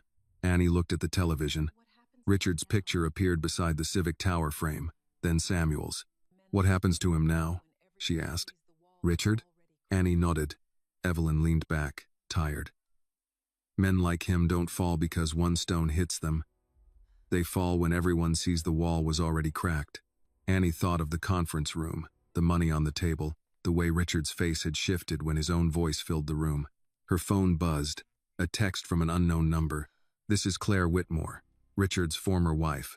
I believe we need to talk. Annie read it twice. Evelyn saw her expression. What is it? Annie handed her the phone. Evelyn's eyes narrowed, not with suspicion alone but calculation. That could matter. Annie looked back at the screen, where a reporter stood outside Whitmore Tower under bright lights. Or it could be another door they want me to walk through alone. Then you don't walk alone. Annie held the phone in both hands. She had learned that day that truth did not come from one place. It came from nurses, workers, old secretaries, draft logs, widows, daughters, even people who had waited too long. Maybe now it would come from inside Richard Whitmore's own house. She typed one sentence. Tomorrow, public place. Evelyn Moore comes with me. The reply came less than a minute later. Yes. Annie set the phone down. Outside, cameras still waited under the streetlights. But inside Evelyn's house, for the first time all day, nobody spoke. They simply listened to the low sound of the news and the rain starting again, while the circle around Richard Whitmore grew smaller. Claire Whitmore chose a coffee shop near Piedmont Park, not one of the places where her name would mean anything. It was small, busy enough to make a scene difficult and quiet enough for a conversation if people kept their voices low. Older men read newspapers near the window. A mother cut a muffin in half for a child in a stroller. 2 nurses in scrubs stood in line, talking about overtime. Annie noticed all of it before she noticed Claire, because she had learned to read rooms before trusting them. Claire sat in a corner booth with both hands around a paper cup. She was in her late 40s, maybe, with careful hair. No jewelry except a wedding band she no longer had a reason to wear, and a face that looked like it had not slept. When Annie and Evelyn approached, Claire stood. Annie, she said, thank you for coming. Annie did not take the offered hand. You said we needed to talk. Claire lowered her hand without offense. We do. Evelyn slid into the booth beside Annie. This conversation is not off the record, unless Annie decides it is. Claire nodded. I understand. That's a good start, Annie said. Now tell me why Richard Whitmore's ex-wife is texting me. Claire looked down at her coffee. Because last night my son asked me if his father ruined a man's life. I didn't know how to answer him without lying. Annie said nothing. Claire continued. I was married to Richard when Civic Tower was being built. I didn't work for the company. I didn't see legal files. But I heard things. At home. At dinners. In phone calls he thought I wasn't listening to. Evelyn opened her notebook. What kind of things? Claire glanced toward the front counter, then back. He talked about Samuel Carter. Not often by name at first. He called him the engineer. Then the obstructionist. Then, Carter. He said one man was threatening hundreds of jobs because he wanted to be right. Annie's jaw tightened. My father wanted people safe. I know that now. You could have known then. Claire accepted it with a small nod. Yes. That answer unsettled Annie more than denial would have. People kept coming to her with late honesty, and she did not know where to put all of it. Claire reached into her purse and removed a sealed envelope. She placed it on the table but did not push it forward yet. I kept a journal during that time, she said. Not every day. Just when things at home got bad. Richard was under pressure. Angry. Drinking more than usual. I wrote some of what he said, because I was trying to understand the man I had married. Evelyn's pen paused. You have entries about Samuel? Yes. Annie looked at the envelope. Why keep them? Claire gave a tired smile. At first because I thought I might need them in the divorce. Later because I didn't know what else to do with the truth. That's becoming a popular excuse, Annie said. Claire's eyes lifted. I'm not asking you to make me comfortable. Good. Claire pushed the envelope forward. Annie did not touch it. Evelyn did, opening it carefully. Inside were photocopied journal pages and a small flash drive. Claire explained. The drive has 2 voicemails Richard left me the week after the collapse. He was angry because I had asked whether the man being blamed had children. In one message, he said, Carter made his choice when he chose to fight the schedule. In another, he said, Grace Carter should take the money and be grateful I'm not letting legal bury them completely. Annie went still. The coffee shop noise continued around them. Cups, chairs, milk steaming, ordinary life pressing against a sentence that had just cut into her. He said my mother should be grateful. Claire's eyes filled, but she did not let herself cry. Yes. Annie looked away. Through the window, an older couple walked slowly along the sidewalk under one umbrella. The woman held the man's arm as if she had been doing it for 40 years. Annie thought of Grace sitting alone at their kitchen table with the tin box in front of her. Evelyn read one of the copied pages. Her mouth tightened. This entry says Richard told you there was no court in Georgia that would take Carter's word over the company's documentation. Claire nodded. That was the night after the accident. Annie turned back. Why now? My son, Claire said, and because I saw your mother's name in the news. I remember Richard sending that settlement. I remember asking if he was going himself. He said widows cry less when the check comes from counsel. Annie stood so fast the booth shook. Evelyn touched her wrist. Annie. No, Annie said.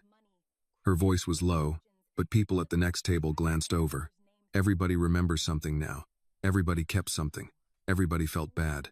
My father died with the world calling him careless. My mother broke piece by piece, and all of you were sitting in houses with journals and notes and copies. Claire did not defend herself. Annie leaned over the table. Do you know what I had? I had a tin box of money that made my mother sick to look at. I had kids at school asking if my father killed people. I had newspaper clippings with his name dragged through mud. That's what I had. I know, Claire whispered. No, you don't. You know now because it reached your son. Claire flinched because the words were true. Evelyn said softly, Annie, breathe. Annie turned toward the window. She did not want to give Claire Whitmore her tears. She did not want to become the angry girl Malcolm had tried to sell to the room upstairs. But anger had its own dignity when it was telling the truth. After a moment, she sat back down. Claire pushed the drive closer. I can give a sworn statement. I will not hide behind divorce, privilege, or memory. I should have come forward when Grace Carter was still young enough to hear it, without all this pain. Annie looked at her. My mother is not old. No, but grief aged her. Richard helped do that. I did nothing to stop it. That was the first sentence Claire said that Annie believed without resistance. Evelyn closed the envelope. We'll make copies. You should retain your own counsel before giving a sworn statement. I have, Claire said. Not Richard's people. Annie almost smiled at that. Almost. Claire took a folded photograph from her purse and placed it beside the envelope. It showed a company dinner years earlier. Richard stood near a fireplace, glass in hand. Malcolm was beside him. In the background, slightly blurred, Samuel Carter stood near the edge of the room, wearing a dark suit that did not quite fit his shoulders. He looked uncomfortable but composed. My son found this in an old album last night, Claire said. Richard claimed he barely remembered your father. That photograph says otherwise. Annie picked it up carefully. She had never seen her father in that suit. He must have gone straight from work. Maybe borrowed the jacket. Maybe let Grace fix his tie in the hallway before he left. He stood apart from the men who were already deciding his worth, but he was there. Not invisible, not yet erased. Annie's thumb touched the corner of the photo. He hated suits, she said quietly. Said they made honest men look like they were applying for permission. Claire gave a sad breath. He looks like he knew he didn't belong there. No, Annie said. He belonged anywhere truth was supposed to matter. The sentence stayed between them. When they left the coffee shop, Claire did not ask for forgiveness. She only said, Tell your mother I am sorry. If she ever wants to hear it. Annie looked at her. I'll tell her you're willing to testify. That matters more. Outside, Evelyn handed Annie the envelope. This is important. Annie nodded, still holding the photograph. Her phone rang. Grace, Annie answered. Mama? Grace's voice was steady, but tight. There's a man outside the house. Annie stopped walking. What man? He says he's from Whitmore's legal team. He won't leave. Mrs. Alvarez is on the porch with me, holding that skillet again. But Annie. Grace's breath caught. He has papers. Evelyn heard enough from Annie's face. Give me the phone. Annie put it on speaker. Grace said. He says if you don't stop releasing stolen documents, they'll file for damages. He said they can come after the house. Something in Annie went cold. Evelyn took the phone. Mrs. Carter, listen carefully.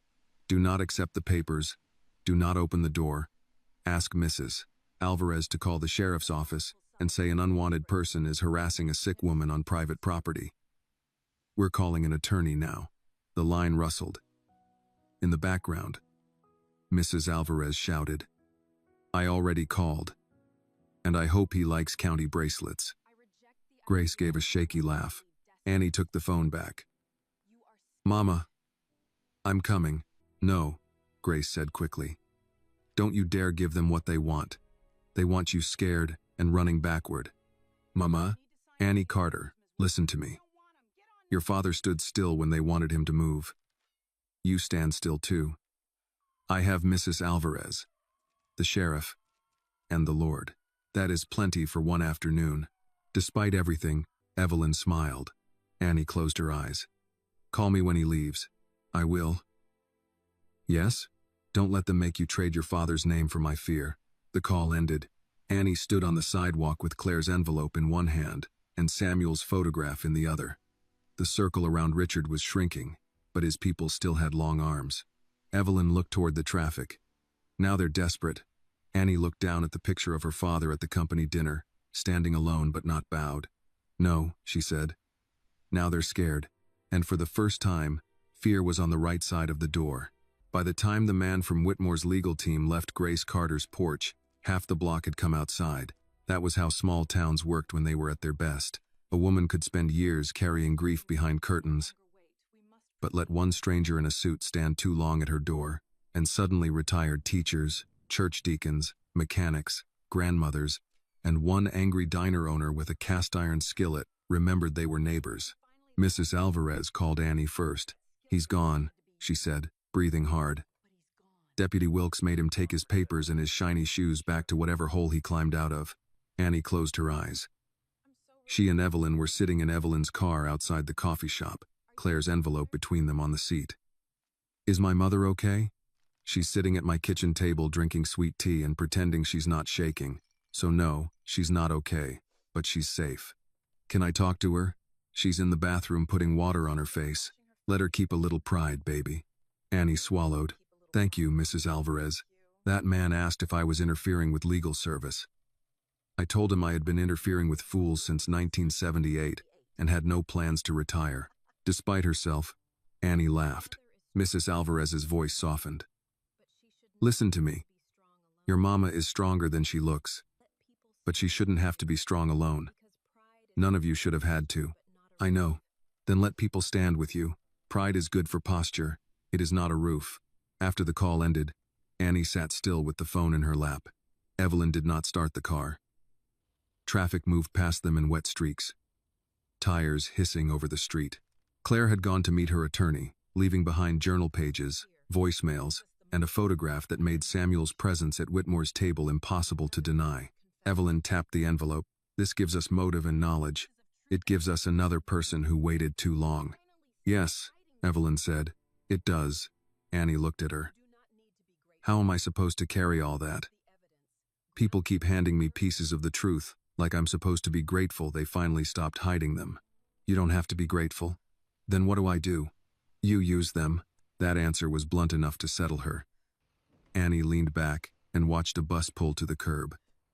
An older black man stepped down carefully, one hand on the rail, his lunch cooler hanging from the other. He wore a work jacket faded at the elbows. For a second, Annie imagined Samuel older, slower, coming home from a job he was allowed to keep. Her phone buzzed again. Grace. Mama? I'm all right, Grace said before Annie could ask. Mrs. Alvarez is feeding me like I'm the one who got arrested. You sure? I'm sure enough. Grace paused. The man was polite. That made it worse. Annie knew exactly what she meant. Cruelty with manners was still cruelty, but it made the victim look unreasonable for bleeding. He said they could come after the house, Grace continued. For damages, imagine that. They damaged this family down to the bone, then stood on my porch asking what we owed them. Evelyn's mouth tightened. I'm coming home, Annie said. No. Mama, no. You come home when this is done or when you need rest. Not because they rattled my window. I spent 6 years being afraid of that company. Today I saw Mrs.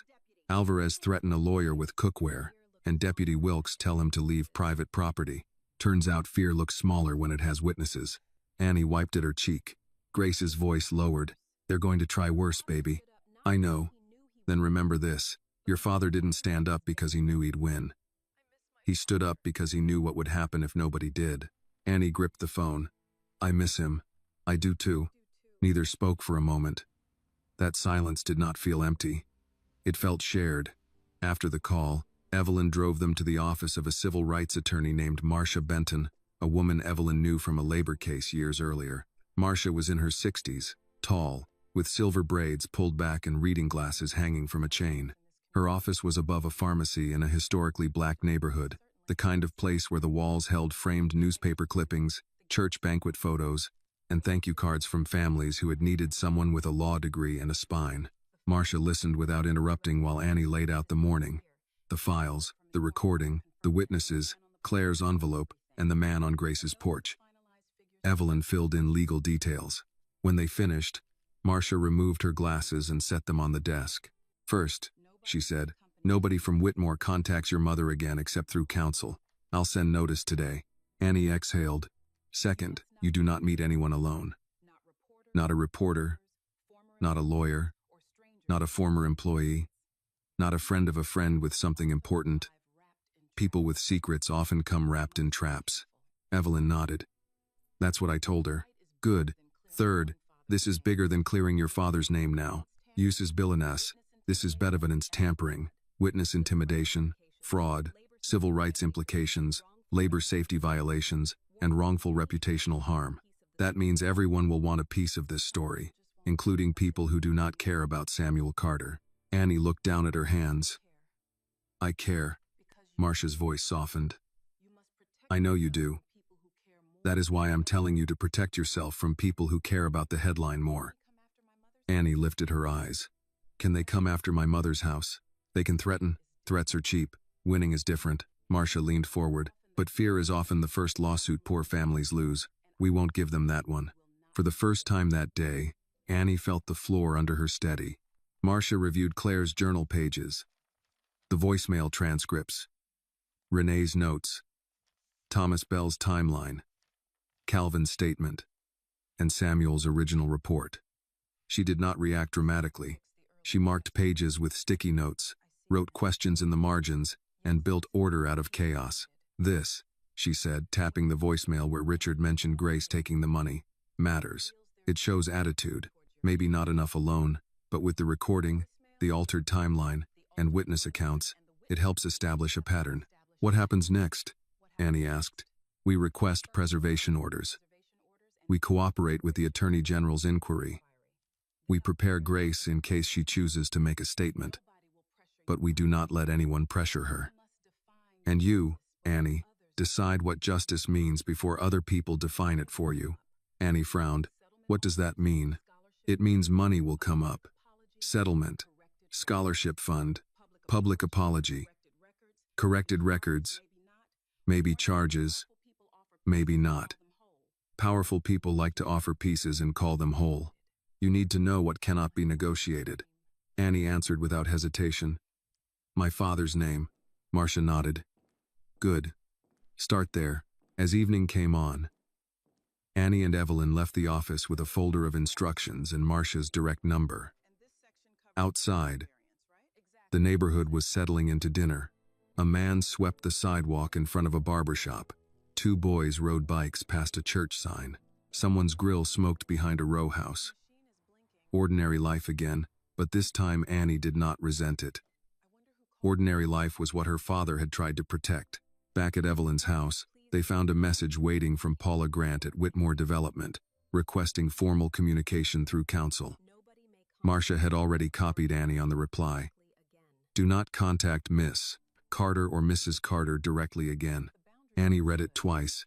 "That feels good," she admitted. Evelyn smiled faintly. "Boundaries often do." At 9, Channel 8 reported that Malcolm Pierce had retained personal counsel. By 9:30, 2 board members called for an emergency independent review.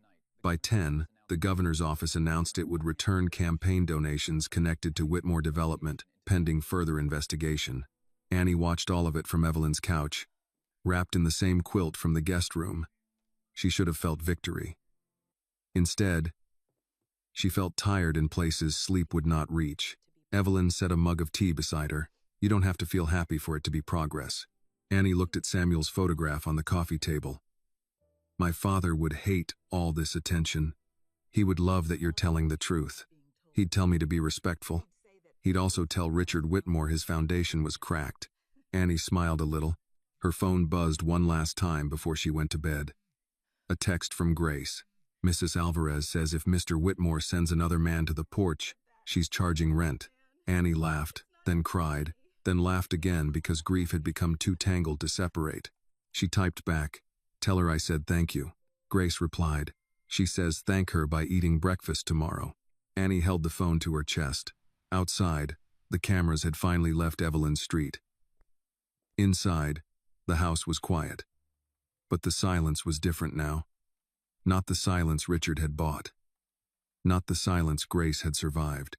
Not the silence Evelyn had regretted.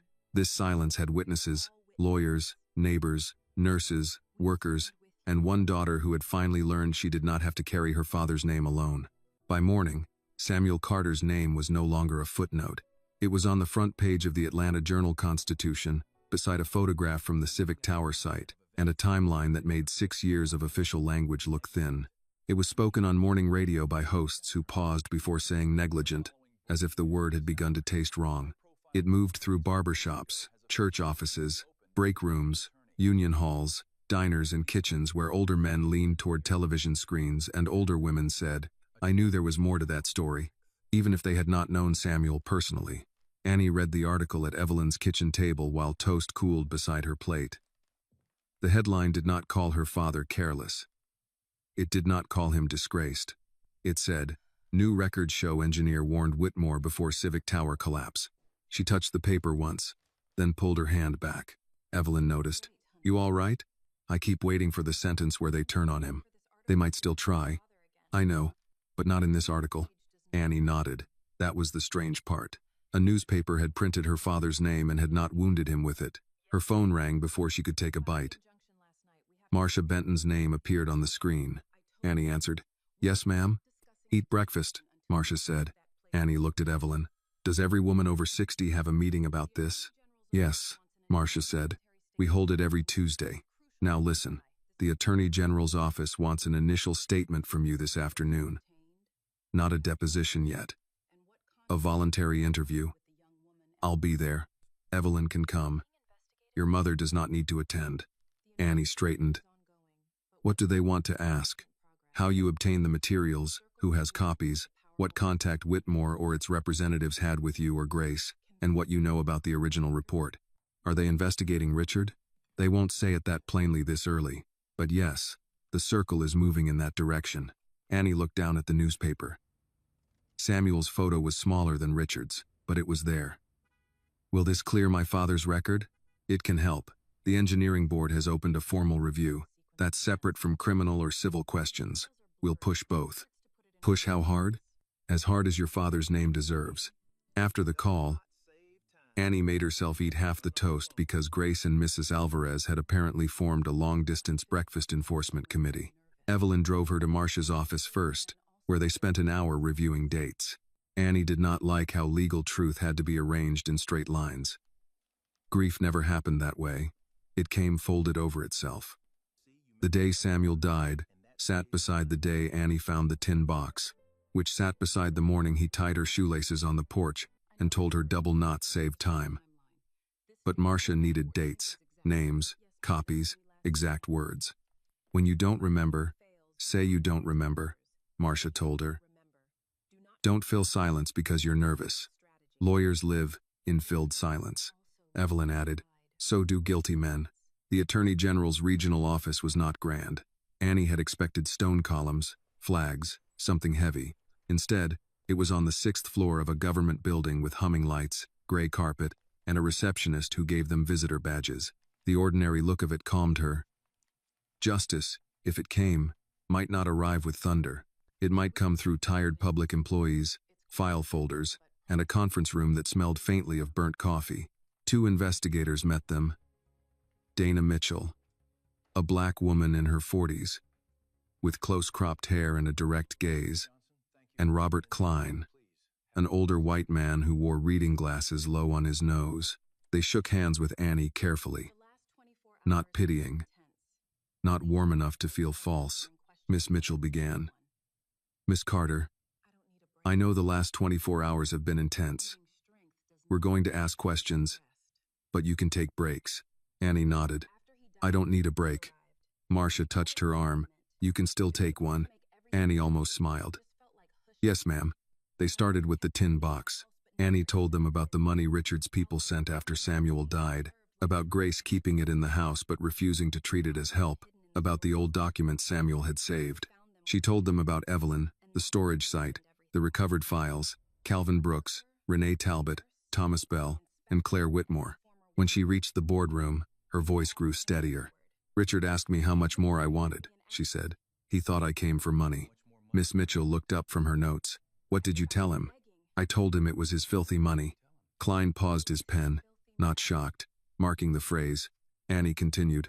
He said my father's negligence caused the accident. Then I played the recording. And after the recording? Mitchell asked. He changed. Not sorry. Not then. More like angry that the past had learned to talk. Robert Klein glanced at Marcia, then back to Annie. That's your impression? Yes, sir. Fair enough. They played the recording again in the room. Annie had thought hearing it would get easier. It did not. Richard's voice filled the small government conference room, stripped of boardroom drama, stripped of money and glass and frightened executives. It sounded worse there. Cleaner. Less deniable. Make it look like his failure, not mine. Miss Mitchell stopped the audio. For the first time, her professional expression cracked slightly. Your father's original report, she said, recommended immediate work suspension? Yes. And the altered file removed that recommendation? Yes. Did your father ever tell you, as a child, that he had warned them? Annie looked at Marcia. Marcia nodded. He told me not to believe anyone who said he didn't care, Annie said. I didn't understand then. I do now. The interview lasted nearly 2 hours. When it ended, Mitchell gave Annie her card. This process may move slower than you want, she said. It already moved 6 years too slow. Mitchell accepted that. You're right. Outside the building, reporters were waiting across the plaza, but Marcia guided Annie through a side exit. Evelyn's car was parked near the curb. Before they got in, Annie's phone rang. Grace again. How did it go? Grace asked. I told them everything. Did they listen? Annie thought of Dana Mitchell's face when the recording played. Yes, I think they did. Grace breathed out. Your father always said being heard was different from being allowed to speak. Annie leaned against the car. Mama, did he know he was going to lose? Grace was quiet long enough that Annie heard traffic passing behind her. I think he knew the room was against him, Grace said. But your father believed a room could be wrong. That was one of the things I loved about him.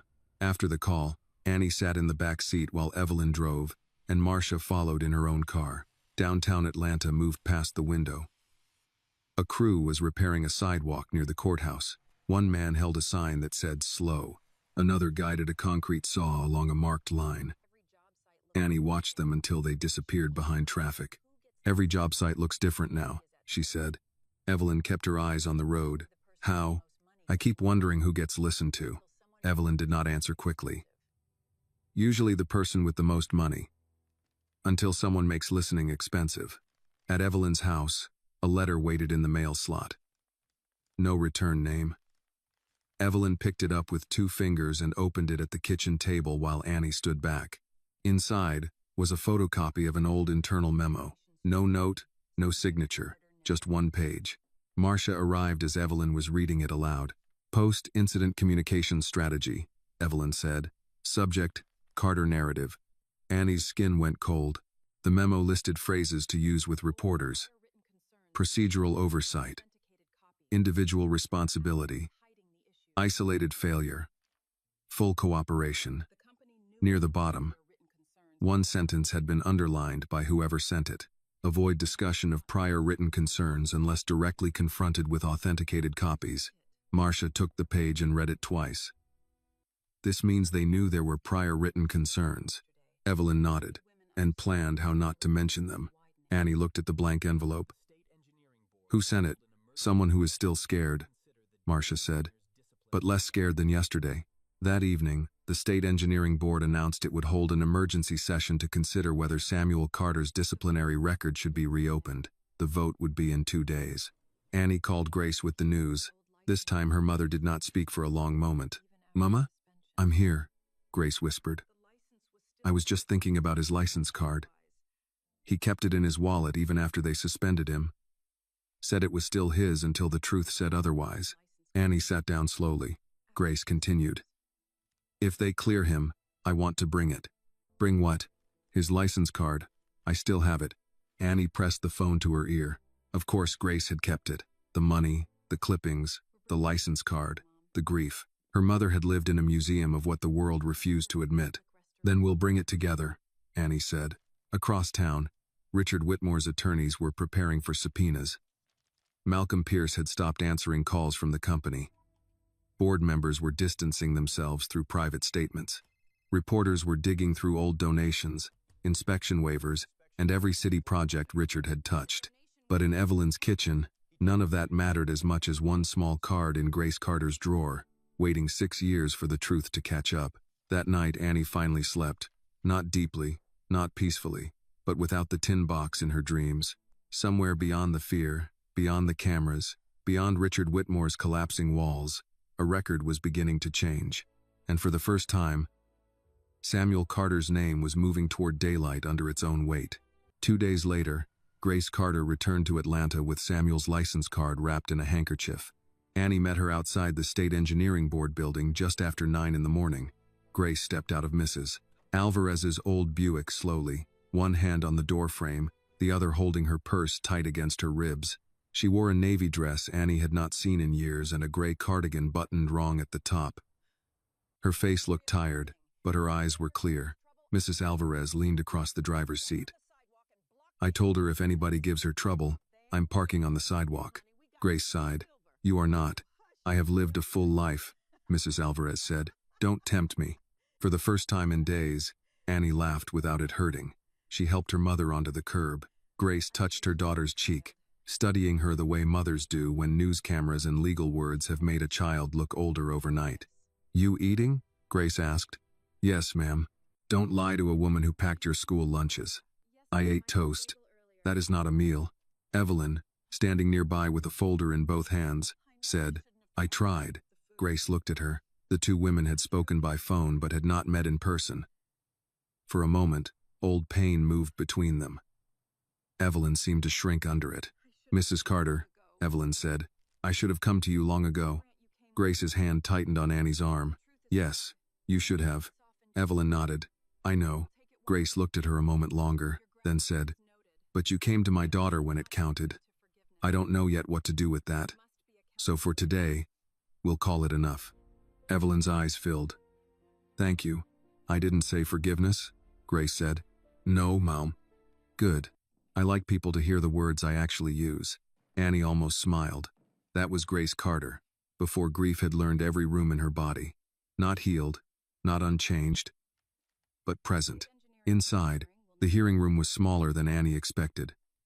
Rows of wooden chairs faced a raised table where 5 board members sat with nameplates and thick binders. A state flag stood in one corner. The air smelled of coffee, paper, and old carpet. Reporters lined the back wall. Marcia Benton stood near the front, speaking quietly with Dana Mitchell from the Attorney General's office. Samuel's case was third on the agenda. The first 2 matters involved licensing renewals and a contractor complaint. Annie barely heard them. Grace sat beside her with the handkerchief in her lap, her thumb moving over the folded cloth. Every few minutes, Annie looked down at it. When Samuel's name was called, Grace closed her eyes. Marcia stood first. She did not give a speech full of outrage. She built the record. Samuel Carter had filed a safety report before the Civic Tower collapse. The report had been received by Whitmore Development's project office. The version provided during the original investigation omitted key warnings. New witness statements supported Samuel's actions on site. Audio and video evidence appeared to show intentional efforts to shift blame. Then she placed Samuel's old license card on the table. Grace made a small sound but stayed seated.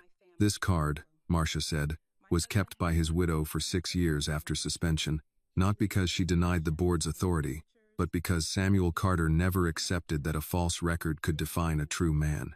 One of the board members, an older white engineer named Paul Hensley, adjusted his glasses and looked at Grace. Mrs. Carter, would you like to speak? Grace stood before Annie could help her. The room changed with her, not because she was loud, because she was not. People leaned in to hear. My husband believed in this board, Grace said. He believed rules mattered. He believed inspections mattered. He believed a signature meant something. When you suspended him, he didn't curse you in our house. He said, they were given the wrong file. That's what he said. Even then, he thought the truth had simply been misplaced. She looked down at the handkerchief on the table, now empty. But the truth wasn't misplaced. It was taken. And when it was taken, it took my husband with it piece by piece. His work, his sleep, his way of walking into a room. He would sit at our kitchen table with that license card in his hand like he was trying to remind himself who he had been before powerful men told the world otherwise. Annie stared at her mother. She had never heard Grace say this much in public. Grace's voice trembled once, then steadied. I am not asking you to bring him back. I know better than that. I am asking you not to leave his name in a place it never belonged. The room was silent when she sat. Annie reached for her hand. Grace let her. Calvin Brooks spoke next. He wore a button-down shirt and walked with a slight limp. He looked at Annie before facing the board. Samuel Carter told us not to go up, he said. I was there. I let fear keep me quiet.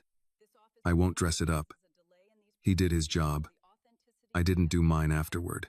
Renee Talbot followed, reading from her nurse's notes. Thomas Bell confirmed the inspection timeline had been changed after he submitted it. Evelyn spoke last among the witnesses, her voice low as she described relabeling Samuel's report under Malcolm's instruction. Board members asked questions: dates, times, document handling, chain of custody, whether Samuel had authority to halt a section of the job. Marcia answered what she could. Dana Mitchell confirmed the Attorney General's office had opened a formal inquiry into record tampering and witness interference. Richard Whitmore did not attend. His attorneys sent a letter urging the board to delay action until all evidence had been authenticated. The board chair read one paragraph into the record, then set the letter aside. Annie felt a small heat rise in her chest. Richard still wanted time. He had always wanted time when other people were the ones paying for it. After nearly 2 hours, the board recessed. In the hallway, reporters approached, but Marcia lifted a hand. Not now. Grace sat on a bench near the window, breathing carefully. Annie knelt in front of her. You okay? Grace looked at the closed hearing room door. I said more than I meant to. You said what he deserved. Grace touched Annie's hair. Your father would have been embarrassed by all this attention. He'd say the board had other work to do. He'd say that exactly. They both laughed softly. Across the hall, Calvin Brooks stood alone, twisting his cap in his hands. Annie walked over. He straightened as if reporting to someone. Mr. Brooks, she said. Annie, my mother heard you. His eyes lowered. I should have found her years ago. Yes. He nodded. But today mattered, Annie said. He looked up, surprised by the mercy in that sentence, small as it was. Thank you, he said. The board returned at 12:40. Everyone stood or settled back into chairs. The chairwoman, Denise Albright, read from a prepared statement. The board had reviewed the newly submitted evidence, witness testimony, original documentation, and the basis for Samuel Carter's suspension. Pending full procedural correction, the board voted to vacate the prior disciplinary finding and restore Samuel Carter's professional standing posthumously. Grace's hand flew to her mouth. Annie did not understand the words at first. Vacate. Restore.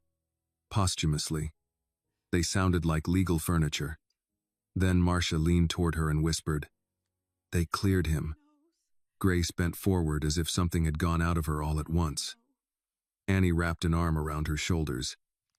Evelyn cried quietly behind them. Calvin Brooks took off his cap. The chairwoman continued. This board acknowledges that Mr. Carter's prior suspension was based on an incomplete and materially inaccurate record. The board further recognizes that Mr. Carter's original safety concerns appear to have been timely, relevant, and professionally appropriate. Professionally appropriate. Annie almost laughed at the smallness of the phrase. Her father had lost his life under the weight of a lie, and the state returned him in the language of minutes and motions. But it was official. It was on the record. It could be printed, filed, cited, preserved. Nobody could say the board had not spoken. Grace stood slowly. May I have his card? Marcia retrieved it from the clerk and placed it in Grace's hand. Grace held it like a communion wafer. Then she turned to Annie. "Your daddy was right," she whispered. Annie's throat closed. "I know." "No," Grace said, tears running freely now. Now they know. Outside the building, reporters called questions, but this time Annie did not feel hunted by them. She stood beside her mother while Marcia gave a brief statement.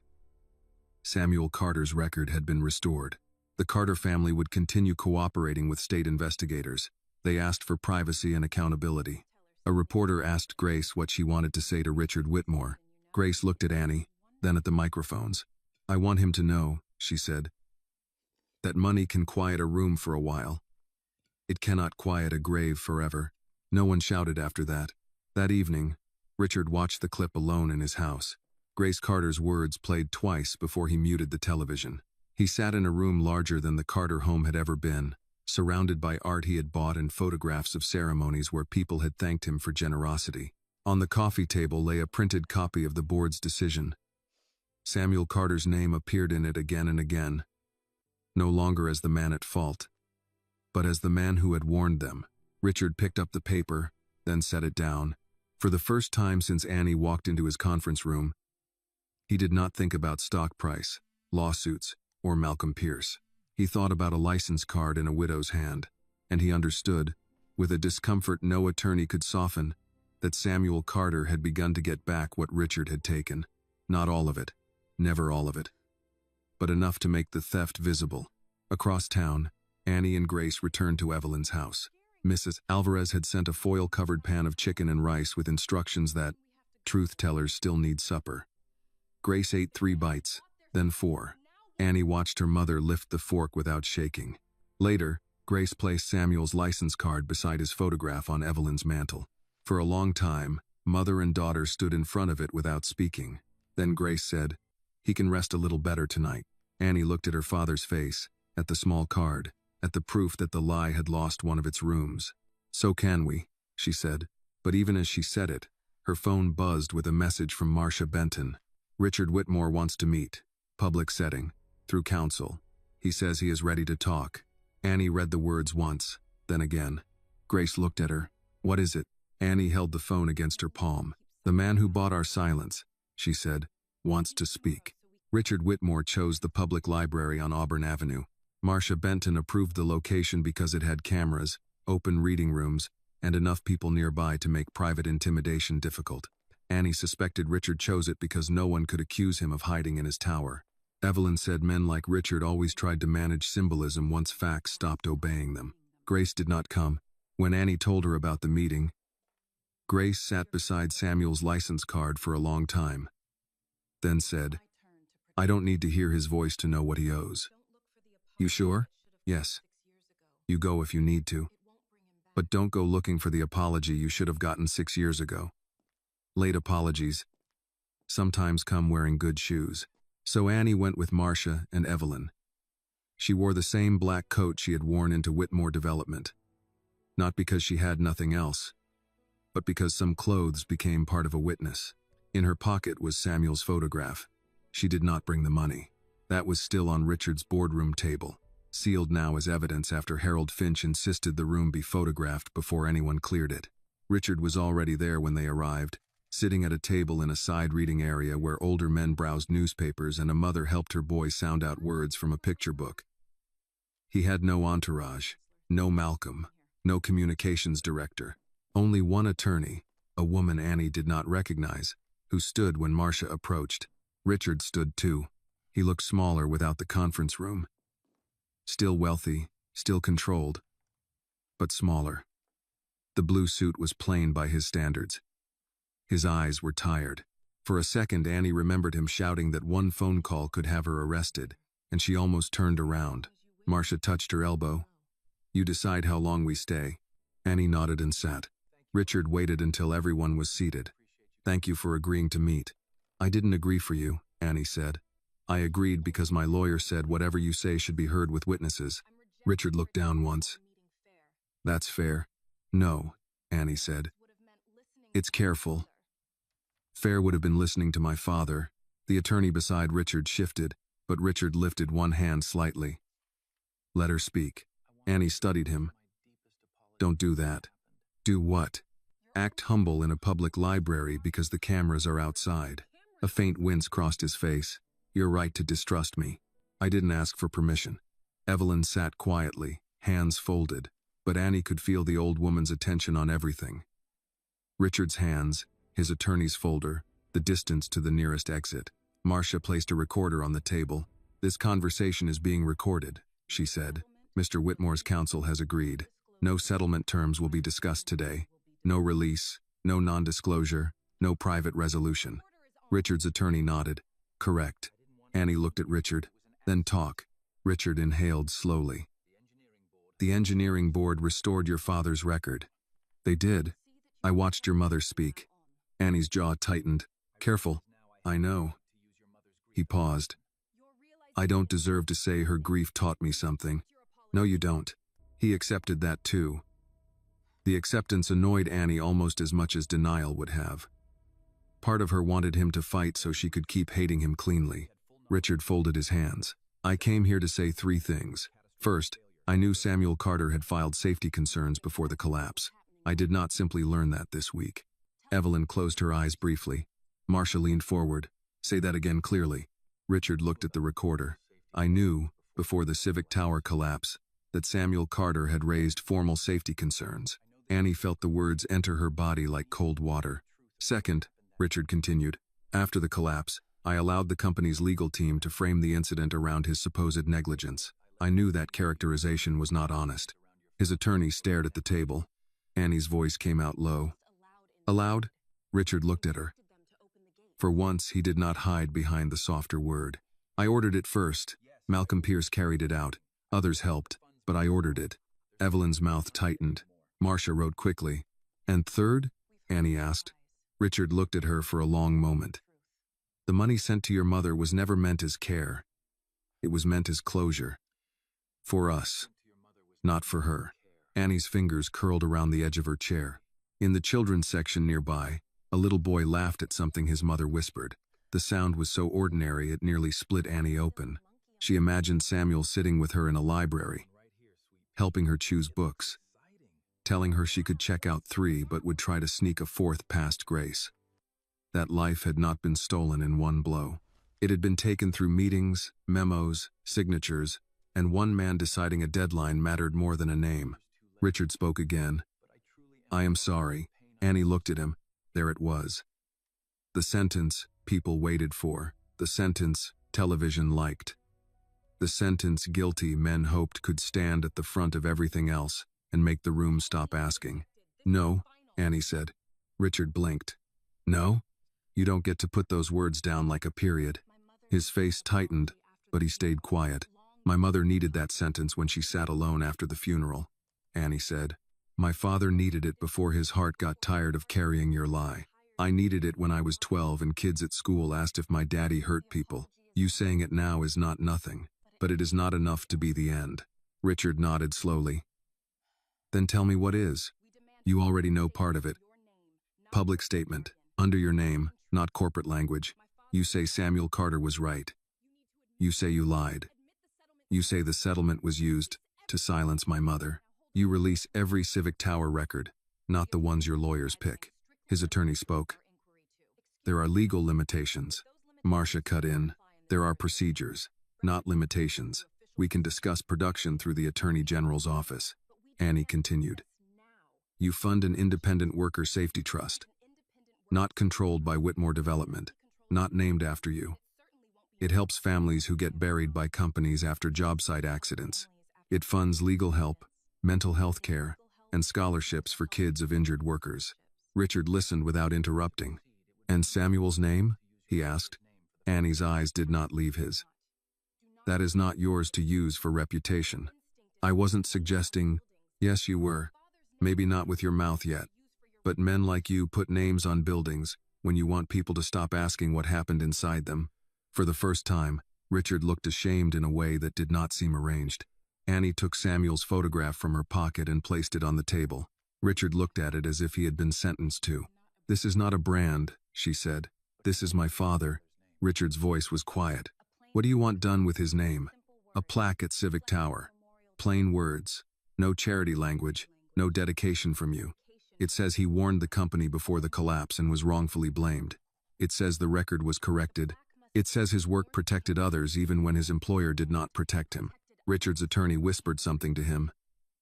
He shook his head. "I'll do it," he said. Annie stared. "You'll agree now because you're cornered."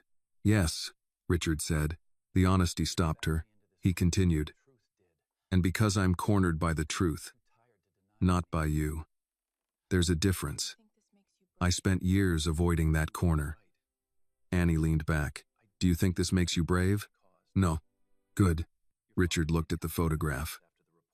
"Your father came to my office once after the report disappeared. I refused to see him. My assistant told me he waited nearly an hour." Annie had not known that. Evelyn looked at her sharply. Marcia's pen paused. Richard's face seemed to age as he said it. "I told myself if it mattered, legal would handle it. That was the day I stopped being able to claim I didn't know." Annie felt anger rise again, hot and clean. "He came to you?" "Yes."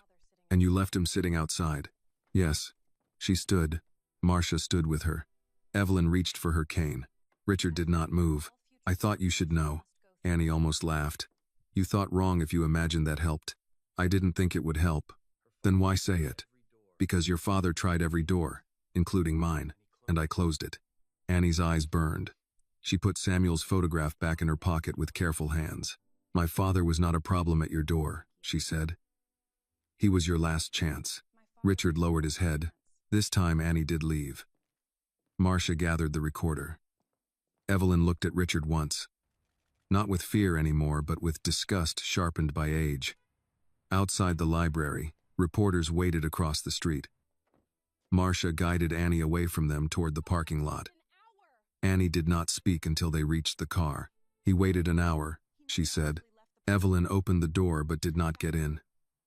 "Yes, he must have come home after that." "Yes, he never told us." Marcia's voice softened. "Maybe he didn't want you to know he had been humiliated." Annie looked toward the library entrance where Richard still had not emerged. "No," she said. "He didn't want us to know he had begged the wrong man to do right." That evening, Richard Whitmore issued his statement. He stood alone at a plain podium. No company logo, no board members behind him. His voice was strained, but the words were clear. Samuel Carter was right. "I knew he raised safety concerns before the Civic Tower collapse. I participated in concealing those concerns and allowing blame to fall on him. The payment sent to Grace Carter after his death was not justice. It was an attempt to purchase silence. I am responsible." The clip played on every station by nightfall. Grace watched it from Mrs. Alvarez's kitchen, Annie beside her. When Richard said Samuel was right, Grace gripped Annie's hand so hard it hurt. When he said, "I am responsible," Grace closed her eyes. After it ended, Mrs. Alvarez turned off the television. "Well," she said, "that man finally found a sentence worth saying." Grace did not laugh. She looked at Annie. "Do you feel better?" she asked. Annie thought about the library. About the hour Samuel had waited. About the apology arriving too late to feed him, defend him, or keep his heart from breaking. "No," she said, "but I feel less alone with the truth." Grace nodded. "Sometimes that's the first mercy." Across Atlanta, phones rang in law offices, newsrooms, union halls, and boardrooms. Richard's statement had not ended the story. It had made ending it quietly impossible, and for the first time since Samuel Carter died, the lie no longer had anyone powerful enough to protect it. The plaque was installed on a Saturday morning, under a sky so clear it made the glass of Civic Tower look almost innocent. For years, the building had stood at the edge of downtown Atlanta, as if nothing beneath it had ever been questioned. People walked past it with coffee, briefcases, strollers, lunch bags, and hard hats, never knowing that a man's name had been buried in its foundation as surely as steel and concrete. Now a small crowd gathered near the east entrance where the scaffold had once failed. Not a ribbon cutting, not a celebration, just witnesses. Grace Carter stood beside Annie with Samuel's license card in her purse, and one hand resting on her daughter's arm. She wore the navy dress again, this time with the cardigan buttoned correctly because Mrs. Alvarez had fixed it in the car and said, "Grief is one thing, crooked buttons are another." Evelyn Moore stood a few steps behind them with Calvin Brooks, Renee Talbot, Thomas Bell, and Marcia Benton. Calvin had brought his grown son. Renee had brought the little spiral notebook. not because anyone needed it now, but because she said some records deserved to see daylight. Harold Finch and Mrs. Caldwell came too. No cameras, no speeches.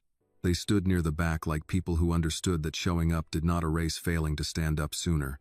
Richard Whitmore was there, but not near the plaque. He stood across the walkway with his attorney, older somehow than he had looked at the library. Since his public statement, the company had changed faster than anyone expected. Malcolm Pierce had been indicted for evidence tampering and witness intimidation. The Attorney General's inquiry had widened into other Whitmore projects. 2 board members resigned. Richard stepped down as chairman before they could remove him, though the newspapers used softer language. Transition, accountability, restructuring. Annie had learned that powerful men were allowed to fall into pillows made of words, but Richard had signed every release Marcia demanded. The full Civic Tower record was public. The Worker Safety Trust had been established through an independent board, with no Whitmore name attached. The first scholarship fund would support children of injured construction workers, with priority for students from underrepresented communities pursuing engineering, inspection, or labor safety. Richard's money would fund it, but his name would not sit on it. That had been Annie's condition. "It's almost time," Marcia said quietly. Annie nodded. A city official stepped forward with a sheet of paper, but Grace raised one hand. "No speech," she said. The official blinked. "Mrs. Carter, we prepared a few remarks." Grace looked at him until he folded the paper. "Then prepare to keep them," Mrs. Alvarez muttered from behind her. A few people heard and smiled. Grace stepped toward the covered plaque. Annie moved with her. For a moment, mother and daughter stood close enough that their shoulders touched. Annie could feel Grace trembling, but it was not the old trembling, not the kind that came from panic in the night or a stranger at the door. This was the body making room for something too heavy to enter, all at once. "Ready?" Annie asked. Grace looked at the cloth covering the plaque. "No." Annie slipped her hand into her mother's. "Me neither," Grace breathed out. "Then let's do it anyway." Together, they pulled the cloth down. The plaque was simple bronze, set into stone beside the entrance. No corporate seal, no polished language about unfortunate events, just the words Marcia, Annie, and Grace had fought for. Samuel Carter, engineer, father, truth-teller. He warned Whitmore development of unsafe conditions before the Civic Tower collapse, and was wrongfully blamed after those warnings were concealed. His professional record was restored by the Georgia State Engineering Board. May every worker who raises a warning be heard before harm is done. Grace made a sound Annie had never heard from her before. Not a sob exactly. More like air returning to a room that had been closed too long. She reached out and touched Samuel's name. For 6 years, Grace had touched his name on old mail, medical forms, funeral papers, the suspended license card she kept hidden away. She had touched it as a widow, as a woman fighting memory, as a mother trying not to drown her child in grief. Now she touched it in public, in daylight, where anyone passing by would have to read what the lie had tried to erase. "He was right," Grace whispered. Annie stood beside her. "Yes, ma'am." "No," Grace said, still touching the plaque. "I know I said that before, but today it feels like the ground knows it too." Calvin Brooks removed his cap. Thomas Bell bowed his head. Renee Talbot wiped her eyes with the back of her hand. Evelyn closed hers and whispered something Annie could not hear. After a while, Grace stepped back. Her face was wet, but she looked steadier than she had in years. Richard approached slowly. Marcia moved at once, but Annie shook her head. "It's all right." Richard stopped several feet away. He did not look at Grace first. He looked at the plaque, then at Samuel's name, then finally at the 2 women standing before it. "Mrs. Carter," he said. Grace did not answer. He accepted that. "Annie." She waited. "I won't ask for anything from you," he said. "Not forgiveness, not peace. I only wanted to say I will keep funding the trust as agreed, and I will cooperate with the investigation fully." Marcia said, "That cooperation is already legally required." Richard nodded. "I know." Annie studied him. He sounded different than he had in the boardroom. Smaller, but not in a way that made her pity him. more in the way a man sounds when the room has finally stopped bending toward his comfort. Grace looked at him then. My husband came to your office. Richard lowered his eyes. Yes. You left him waiting. Yes. Grace's voice stayed calm. I used to wonder what I would say if I ever stood in front of you. I thought I'd scream. I thought I'd ask you if you knew how many nights he sat at our table trying to prove to himself he wasn't crazy. Richard's face tightened. But I don't want to give you those nights, Grace said. They're mine. They're his. They belong to our daughter. You don't get to stand inside every room you damaged. Richard looked at her. I understand. No, Grace said. You don't. But maybe someday you'll understand enough to stop doing harm when nobody is watching.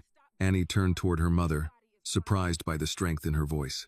Richard nodded once. He looked at Annie. Your father was a better man than I was willing to see, Annie answered. He was a better man before you saw him, and after you looked away. There was nothing left for Richard to say. He stepped back, and this time, no one followed him with a camera. He was not the center of the morning. That was a kind of justice, too. The crowd thinned slowly. Some people touched the plaque before leaving.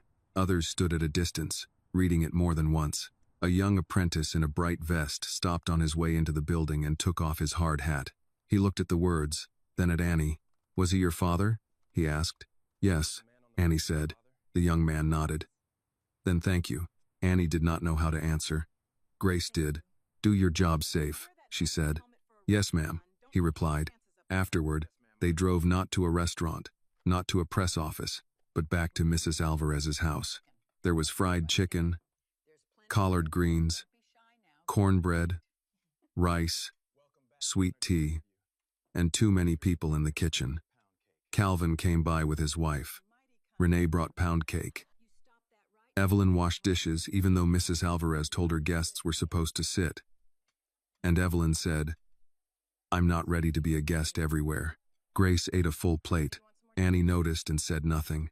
Some miracles were better left unannounced. Later, when the house quieted and evening settled over the porch, Annie sat outside with her mother. Crickets started in the grass. Down the street, someone's television played a baseball game through an open window. Grace held Samuel's license card in her lap. What happens now? Annie asked. Grace looked at the yard. Tomorrow, I'll wake up and still miss him. Annie nodded. But I won't wake up with the world calling him guilty, Grace said. That's different. Annie leaned her head against her mother's shoulder, the way she had not done since she was a child. Grace kissed the top of her hair. You carried too much. So did you. Yes, Grace said. But maybe we can start putting some of it down. Across town, Civic Tower glowed in the last light. No longer clean of what had happened, but marked by it. People would pass the plaque. Some would stop. Some would read quickly and move on. Some worker, tired after a long shift, might stand there one day and remember that a warning ignored can cost lives, and a warning spoken can outlive the man who gave it. Annie closed her eyes and thought of Samuel's voice. Not from the recording this time, not trapped in anger or danger, but from their kitchen years ago. A building can stand for 100 years, Annie, but only if somebody is brave enough to say when the foundation is wrong. For a long time, she had believed her father's life ended with that wrong foundation. Now she understood something else. He had not been the crack. He had been the warning. And warnings, when finally heard, can save what is still standing. The lesson of Annie Carter's story is that truth may be delayed, buried, and mocked, but it does not disappear. Money can buy silence for a season, but it cannot restore a stolen name or heal a family wounded by lies. Samuel Carter's courage reminds us that doing the right thing is not always rewarded in time, but it still matters. Annie's fight shows that justice often begins when one person refuses to keep carrying another person's guilt. In the end, real power is not wealth, status, or influence. Real power is the courage to speak the truth when silence would be easier. This video is a work of fiction created with the assistance of artificial intelligence. All characters, events, and situations are not real, and do not represent any actual people or true stories. The content is intended for storytelling and emotional illustration only.